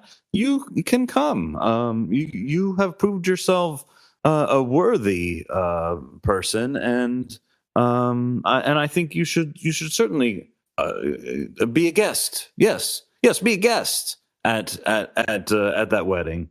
I say I would not miss it for all the world. So with a little bit too much intensity. You can also push him on the test, because it might be necessary for the fairy skulls to work as intended. That it's part of the giving. There's this expectation that there's this whatever the fairy contest is. Right. And if you don't do it, then the magic of that ingredient is not really gonna work the way. So, however, before that happens, you in fact were treating Andres with kindness, which triggers Smooth. And this is for you. Being a ruler is a lonely business. People expect strength. It's true that genuine kindness is a kind of strength, but that's not how it's usually perceived. So, Pavel, you choose one: appear old and out of touch, or appear arrogant and weak. Play out your choice. Wow, I could do either. Pavel really fits with all of these. He is both arrogant and weak and old and probably out of, although maybe he's not that old, but he's certainly out of touch. We'll say both arrogant and weak applies here because one, he's assuming that Andres is again another one of his subjects and Right. would be absolutely delighted in coming to the wedding. Like that's the best thing that could happen to him this year. Which I am, Right. but for different reasons. Yeah, not having any realization that he could be manipulated here. How do you approach Andreas's suggestion of a contest? I'm assuming in your arrogance, you're going to make an insinuation or that you're approaching this in terms of like what could this boy possibly like challenge you with, right? Especially at wits. Right, and why would that be important? Like he's not associating the importance with the ingredient and Right. the giving of the ingredient. So his arrogance is really ultimately going to be the foil here, and that he's just being very dismissive of you want me to do this thing. We'll get to it at some point after the wedding, whenever. But certainly Andres could push the point to say, hey, no, this is something we need to do now. All right. So, Andres, what's the challenge? So in a way, I feel like I'm kind of tricking him, and it works well with him kind of being arrogant and blowing it off because it's like it doesn't actually matter if he fails or wins. It's more about him accepting it. I mean, almost like inviting a vampire in kind of thing. Like, Right. I'm wondering, like, I'm picturing him like, in a little while, sneaking in as a raven and stealing some of the things he needs for the wedding and like hiding them. Pavel has to find the things. Yeah, it will be hard to have a wedding if neither of them can find their wedding rings. Yeah. No, if we did steal that from her, that would be great. Yeah, that works. I mean, hide it and basically, there's an item here that's of great importance for your event, but you must find it. Right. So you, based on the card, you actually get to decide whether or not Pavel succeeds or not. Does Pavel? I think it makes more sense for him to succeed than for Clara to have seen it in this case, because cheating doesn't really work for the,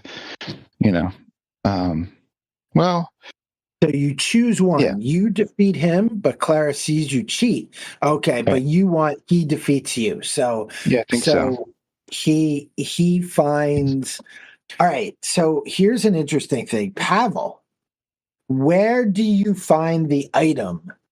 And like I'm looking at this as an actual defeat. Like that should actually be a difficult decision, Jamie. Right? Like obviously it's either you win, but Clara sees you, sort of like sees you for who you are, or he beats you, right? And that obviously I would think should have some sort of like story relevance, right? Some sort of, it's better than Clara seeing him, right? For Pavel, right? So like Pavel, where do you find this thing, and does it cast any aspersion on Andres? So if it was the ring, she had to be like, why do you have this? Yes, yeah, that's true. Yeah, so you're surprised to find that Andres has stolen your wedding ring. Well, what I think makes this, and it kind of goes to the importance of Clara seeing, seeing him cheat. I understand he defeats me, but like something along those lines, I think would be, I follow the Raven, right? That, I maybe without Andres, realizing Pavel has recognized or saw the animal come pick up the ring, and as Andres is flying away with it, taking it to the nearby location where both rings are. Right. Pavel, maybe with some senses heightened, he didn't become Lord, by being dim-witted and arrogant. He became Lord by cheating with his alchemy, and so one thing that doesn't get by him is somebody sneaking away with his wealth. So and that's really a function of some appointment that he makes for himself, that allows him to have this ability. And so almost without recognition, right? Like, he doesn't know this is Andres as a crow. Right. He might have his suspicion that it's a magical creature, but that's not important. The fact is, he knows the crow is he knows the direction the crow's flying, and then in the rain, again, this is not to plan, and he needs to get back in time, and this is really, really upsetting. But again, not upsetting because it's happening. It's upsetting because he has to lift a finger to do something that he otherwise didn't want to do. Just kind of like having to tell his folks who clean the house, oh, there's a dirty spot. It takes all of 10 seconds, but it's an inconvenience nonetheless. This is a little bit longer than that, where and Andres, tell me where he sort of ends up, and he ultimately finds both rings, right? Mm-hmm. And that's the defeat, is that now Pavel has both rings back, and the crow coincidentally stole both rings and brought them back to a nest. Maybe you find them in an empty bird nest. Well, I would suggest leaning into what's already in the fiction would be something on the map. The map does sort of insinuate like little locations of adventure or scenes, right, that are outside of Verovna, or outside of like the local area. But I think it would be pretty easy to say that Forest. That you that you have it at you brought it to the forest, but then like you're kind of, I think what is Andres just sort of surprised when Pavel like goes into his pouch and produces both rings, right? like a little dumbfounded, right? They give up the ingredients very well. Awesome. So I'm going to, let's see here. I think we're going to go to the dinner tonight. I think I'll sort of like open things up at the dinner. Andres, do you feel like you'll go to the dinner? Oh, definitely. Where do you want to have the dinner? No, the dinner is at Zorovna. Okay. Sounds good. So yeah, we're at Pavel's. As you point out, like Pavel is a little probably disappointed watching people sort of come into his home. But, now you have a bevy of servants, you're sitting in front of the fire in the study.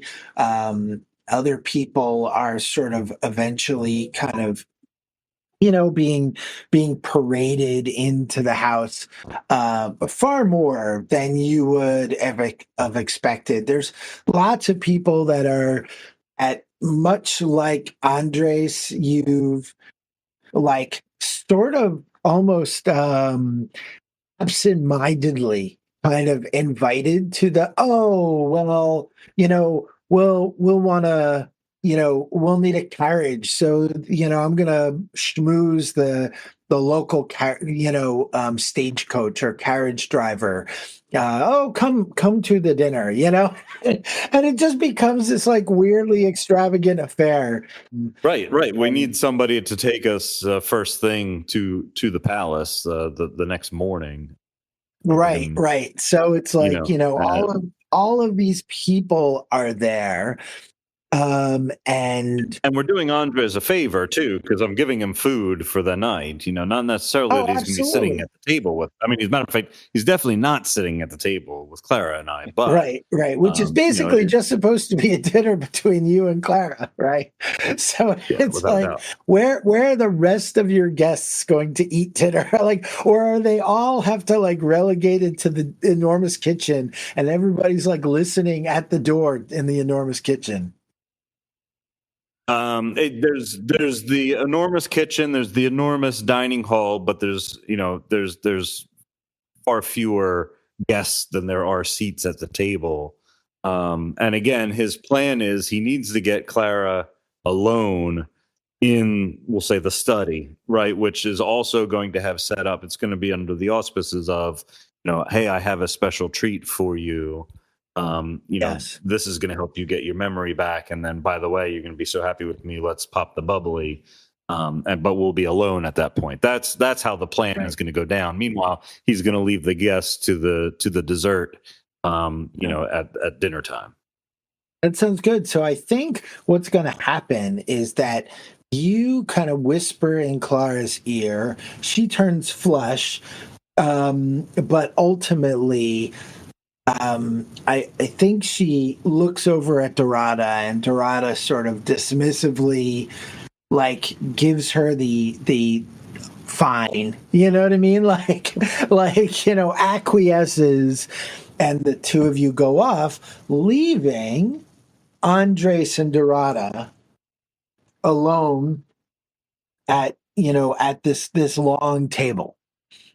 There's like a couple other people at the table. Several of them are really not really paying attention to where they are. Maybe one or two of them are like the girl who was supposed to provide the flowers, or like, whoever, like various people who Lord Pavel has kind of cajoled into being part of this, and felt like, well, a way to get them to do what he wants them to do is going to be to to offer them a seat at the table, basically, right? So you're not technically alone, but you could. Dorada's sort of like over in a corner. Do you want to like bring her aside to like the hearth to have a conversation with her? Or do you want to just kind of sit next to her at this enormous table, far from the other guests? I guess the far away from the guests for the quiet moment. Yeah. And also keep in mind, Dorada is trying to protect Clara from Andres, Yes. so she may be trying to keep a close eye on him, like Absolutely distrustful in that sense. Yeah. So when you have a quiet moment with Dorada, share this when the time is right. Dorada is a cunning woman, not in the sense that she's clever, although she is, but in the sense that she's perceptive in the unnatural. You are certain she knows what you are. Dorada is a threat to your happiness, and you are accustomed to dealing decisively with threats. So how do you play that out? You're in a quiet moment. How are you going to? I think I'm going to, because I don't want to give away my suspicions about Clara, or even talk about my own nature with her. I think instead I'm going to kind of point the blame on Pavel a little bit and be like, Pavel was asking me for the ingredients for a love potion, which clouds the mind. She looks at you and says, "What are you up to, you old trickster?" Clearly, I have no idea what you're talking about. But I smile knowingly, like, kind of giving the sign with my face that I know exactly what you're talking about. Well, if that is the case, perhaps you could protect Clara from Pavel by swapping the love potion with some wine. It is already done. And I did swap it, but not with wine. But it is already. I didn't say that, but I think, again, to kind of, I'll wait a little while. That's fine. I think you surprised Dorada by showing, she doesn't trust Pavel, but she understands like what's going on. But that was expected. Your confiding in her was not. So she's going to. I think she's going to trust you right now. Awesome. So, are we going to play any of Clara's turns, or are we keeping her kind of off until the end? Well, it's what's going on is each of the players go around doing a scene. So, like I just did one. We're going to go to Sean again. Okay. And so there's not going to be a Clara scene specifically, other than somebody will ostensibly play Clara when she's in the scene. Like, for instance, now. So now this becomes a little weird because, like, on one hand, Amy, you could control Clara, but this is where, like, being diceless becomes a little odd because these characters, interestingly, are certainly at cross purposes with one another. So, like, obviously we're all, trusted to try to, like, tell a good story. But in that competition, like, how much do we try to, like, how much are we trying to bring our characters' goals to light? No, right? Absolutely, and that's like one of the things that can be useful about dice. Like, we didn't really talk about this in the agency episode, but like they can kind of like take charge of the agency in a way so that it's like a neutral arbiter. Like, so it's not like sort of a, I like this story better, and you can kind of like butt heads about that. But yeah. And the cards serve that to some extent, but it's two-sided, right? The cards give you a choice A or choice B. Like, I'm really curious what's going to happen with this potion now. We're going to have two cards here. I will say, again, going back to like not having an NPC talk to an NPC as a game master when it's my turn, when it's Pavel's turn, I think the two of you can then tag team Clara's reaction and do that if and then totally when it's other scenes and there might be. So, I'm going to give it over to you, Sean. What does the scene look like between you and Clara? Where do you bring Clara? What did the two of you see? So far, the plan is working out perfectly. Pavel having to run into the forest to retrieve the rings from the pesky crow. Notwithstanding, that was a long walk through the woods and the rain, and a long walk back. And the only really outcome for that was, or issue with that was that Pavel did not get a chance to change and freshen up prior to the dinner. He arrived back really just in time for it, still soaking wet and soiled from the walk through the forest. So. But he doesn't really care. Like, he's still wearing his nice clothes. They're just soaking wet. And now that we're at dinner, he tells Clara, as he breaks her away, what he had already sort of prepared for her was that he has something special for her, a special gift. And then he proceeds to go through the complex from the east wing to the west wing, through many, many doors, and he's going through these doors very, very quickly because he knows all the servants are on one side of the building. They're all on the east wing, and his two guests.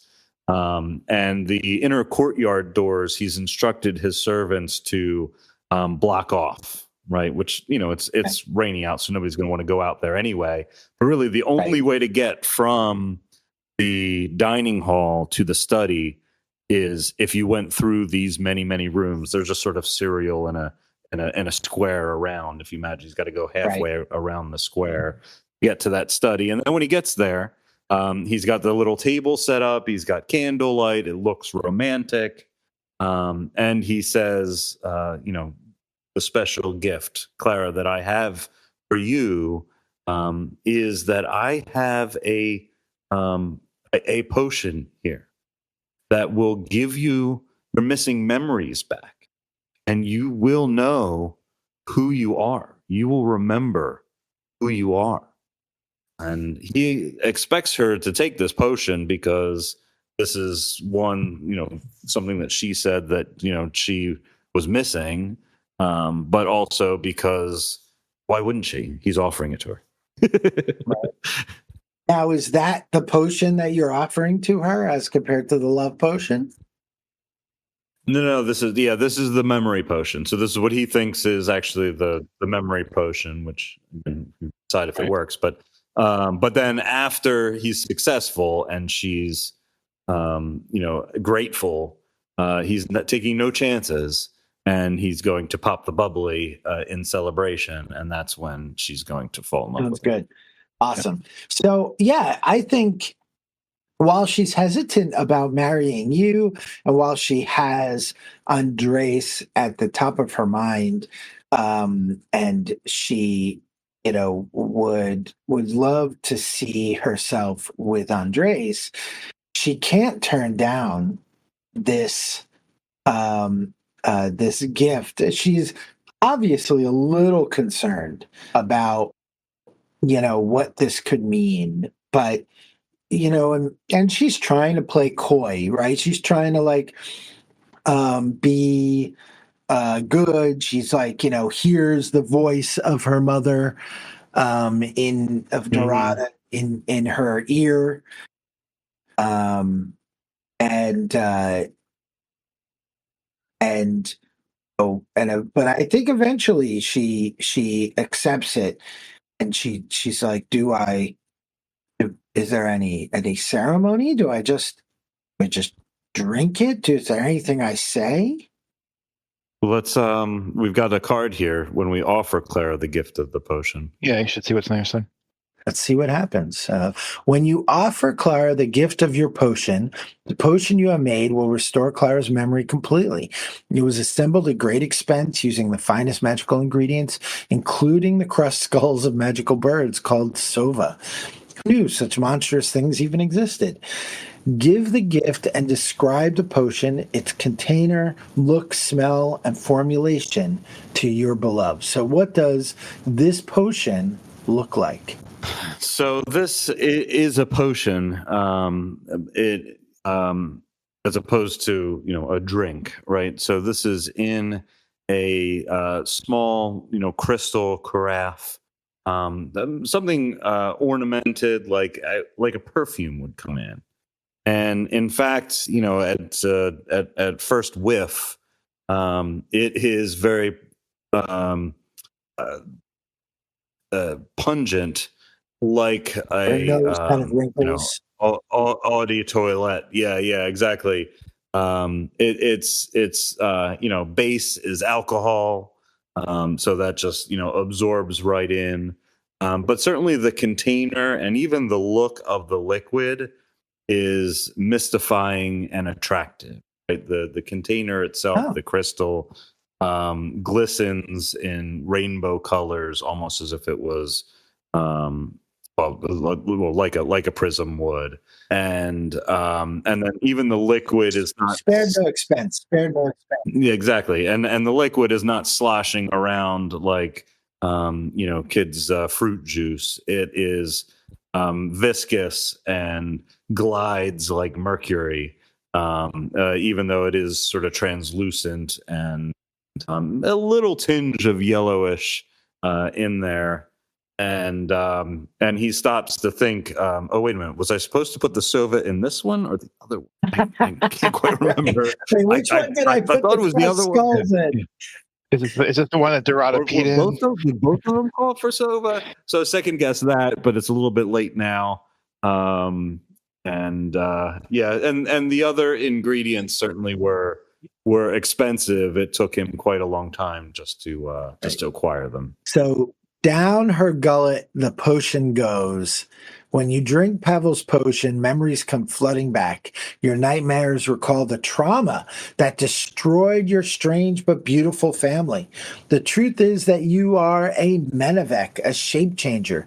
Your people are the owl fairies. Okay. Sova and you share their enthusiasm for watchful stillness and their hatred for crows. What hidden gifts? So she just drank her own people. Yep, she just drank her own people. What hidden gifts must you have? Who knows the truth? Share this revelation with the person you trust most. Well, here's something. That's probably going to be her mother, right? I mean, out of all these people, I think it's going to be Dorada. Yeah. Dorada. So Yeah. I think what happens is I think she gets flush. I think she feels away. She starts to cry and she runs out to Dorada. I think she see her just as we saw you escorting her through all of these doors. We now have this kind of reverse of her running, like, holding the vial almost like unconsciously and just kind of running through the palace. But we must celebrate. Pavel's going to grab the champagne and run after her. No. We must celebrate this milestone. So you're Here, chasing come, behind take her, it. yeah. Yeah. All right. So, Jamie, it is your turn. So, do you want to do something prior to Clara arriving, or do you want to set up the scene for Clara arriving in the dining hall? I think, yeah, Clara comes running into the hall, flushed, and, sees that Andrzej and Dorota are sitting close to each other and runs over to them, but then also probably feels hesitant because he's there. Yeah, so I think that, and she's crying, right? And so I think she's really like pensive about like she's looking down at her mother and she wants to leave. Like I think she's really upset about this. She basically just re-experienced the death of her family. And certainly Dorada, I think, is going to be like, what's wrong, and stands up. Is Andres going to try to stop them, go with them? What do you want to do? Because certainly Clara doesn't know that you're said crow, that. Right. And I feel like, he wants to confess his love to her, but he also knows that this is not the time. I think Andres wants to confess his love for her, but also is like, this is probably not the time. Taking one look at her. Right. Yeah. Do you want to stop Clara and Dorada from leaving, or do you want to leave with them, or do you want to let them go? I feel like that's I think I'll try to go with them. Okay, sounds good. This is the point where I think Dorada puts her hand on your chest, kind of defiantly, a little stronger than maybe she would have, certainly being the servant of their lord, and completely out of her place, but is protecting Clara from Andres. I'm going to flip that card. She defies her mother. So I think what's going to happen is that Dorada kind of stands between the two of them, and Clara is going to be like, no, I want to go with him. Do you know what I mean? Like she's defies her mother. Right. When you try to defy your mother has always protected you. She's always offered wise counsel. Perhaps the time has come for another to shelter you and give you advice. Choose one. Get away with it or don't break Dorada's heart. Well, I think, of course, we have to break Dorada's heart. What could go wrong breaking the witch's heart? And she runs out into the cold, rainy night, leaving Dorada and Pavel in rain. Now I can play that card. The confess your love card seems more appropriate now. So I feel like that's the end of that scene, I think. And I think Sean, instead of like normally I've been just going sort of around us in a circle, but let's break it up a little bit and say, since this could conceivably be me playing Clara and Jamie playing Andres, why don't you set the scene for us? To see what that interaction, where do we want to go? Where can we go?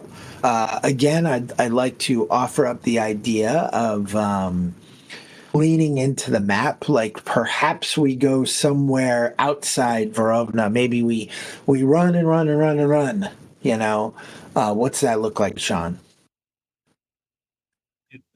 So it's still unfortunately temperate weather out there, or rainy weather out there. So I think so as you're running through, and now I was also thinking initially, like, wait a minute, why would she trust Andres? He's one of these crow people, but she doesn't know that.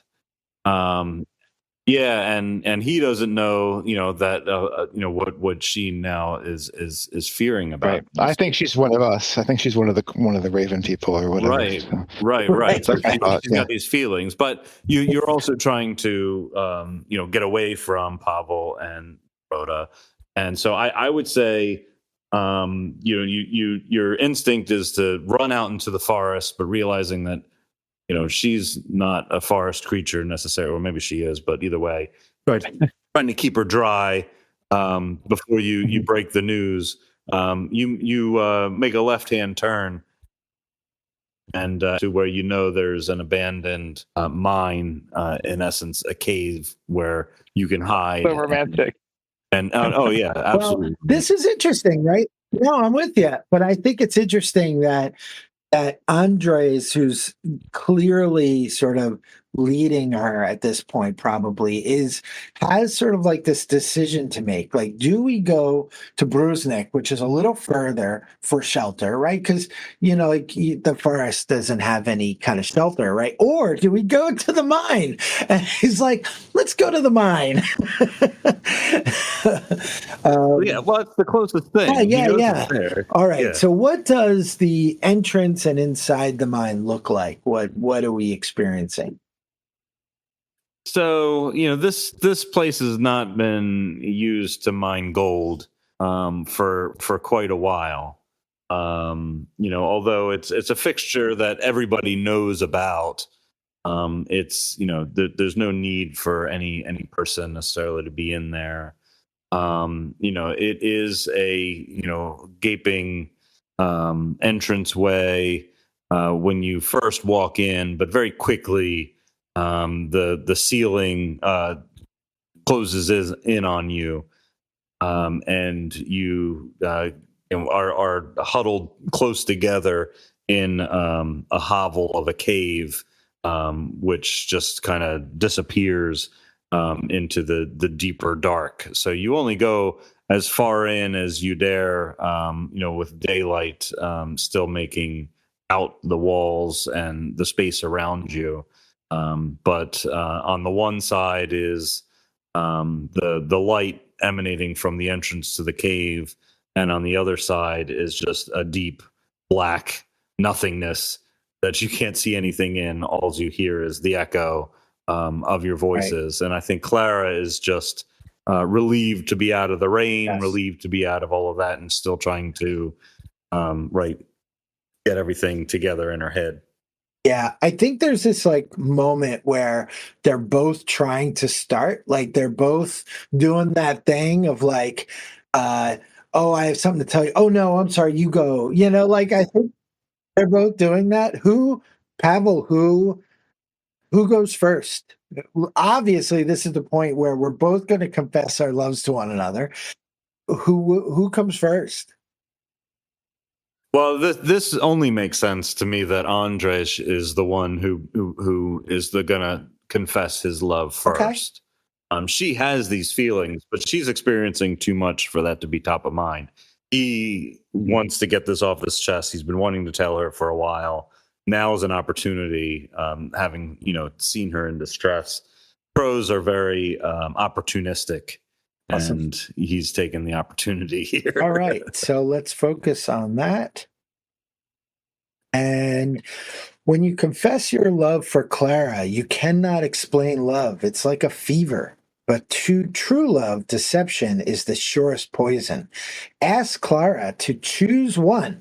So Clara is going to choose either be completely honest about your troubled sleep or be completely honest about your feelings for your fiance, Pavel. Oof. So I think that Pavel is the least of what's on her mind. Um, and so she,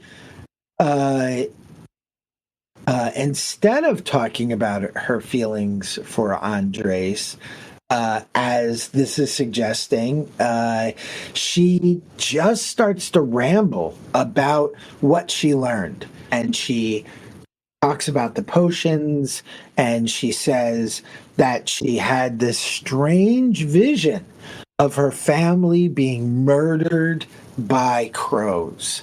And she can feel some sort of inheritance within her breast, like she knows, and she's trying to sort of express what's happening, and obviously at this stage, like, Andre starts to realize that it is he who murdered her family. Like, yeah, his eyes go wide, like, but he covers it quickly. But they're like, oh, this is a very strange story you're telling me, kind of thing, like, as opposed to telling her. I think he's going to try to resist telling her. Okay. So, as is his nature. Well, I was just thinking that this might be a time when I'm not sure what terrible secret powers there, will be on the card, but this might be a time when he tries to use his powers to kind of intercede in the situation, to turn things in his favor. all right, sounds good. I think one of them would have had to use their secret powers. When you manifest terrible secret powers, describe your unnatural abilities and how you appear to others when you invoke them. So clearly, there's a change in you when you're using your powers. What is the power, and how does it manifest? So I'm thinking this is rather messed up, but I feel like a raven fairy, like trickster, would probably do something like this, which is like to produce the other potion that he made when he brewed one for the alchemist, this being the real love potion. So it says you can return to what you once were, or you can set things right by your own measure. You get to choose. Right, which would be the potion? Yes, that's the one I'm going for. He's trying to. So that's awesome. So you're gonna actually you're gonna basically say, drink this love potion, right? Yeah, but he doesn't call it that. But this will set your mind right. Yeah. No, right. But you offer her the bottle. You say, how do you offer her the bottle? What do you say to her? I say, well, there is only some memories that were revealed by the potion that was given to you by Pavel. I know of these things. This one will help set your mind right. All right. And in doing so, what is the physical manifestation? Like the card is telling us, obviously, there's a physical manifestation of your power. What does she see? Well, I get maybe like in the potion, she like sees like swirling images and stuff. Oh, reflection of you as a crow. Oh, okay. Oh, yes. I think so. Okay. Because remember, there is the thing is like where you exert control of an unwilling person. I think that's you using the love potion. You know what I mean? And so I think I think she's going to attack you. Okay. I think that, right? Does that make sense to everybody? Like, I think she sees she's about to drink this thing. And I think in the reflection of the fancy bottle that Pavel has spared no expense in creating, that sees the reflection of Andres, and it's the crow. And she like throws it down and shatters it. And in a fit of rage, attacks Andres, the one who murdered her family. Oh, somebody's gonna die. When you resort to violence, so it has come the shame of it. Ask your victim. So you choose Andres. They are killed whether you intended to kill them or not, or you are killed whether they intended to kill you or not. Which is it going to be? Are you going to accidentally murder Clara in the mine and think about where you are and how it happens? Or is Clara going to accidentally murder you?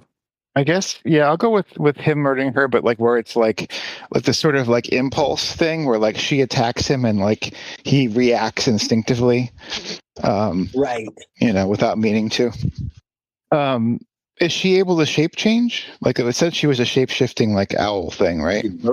So I was thinking both of us could have turned into our natural forms basically, and like the raven like pecked her eyes out kind of.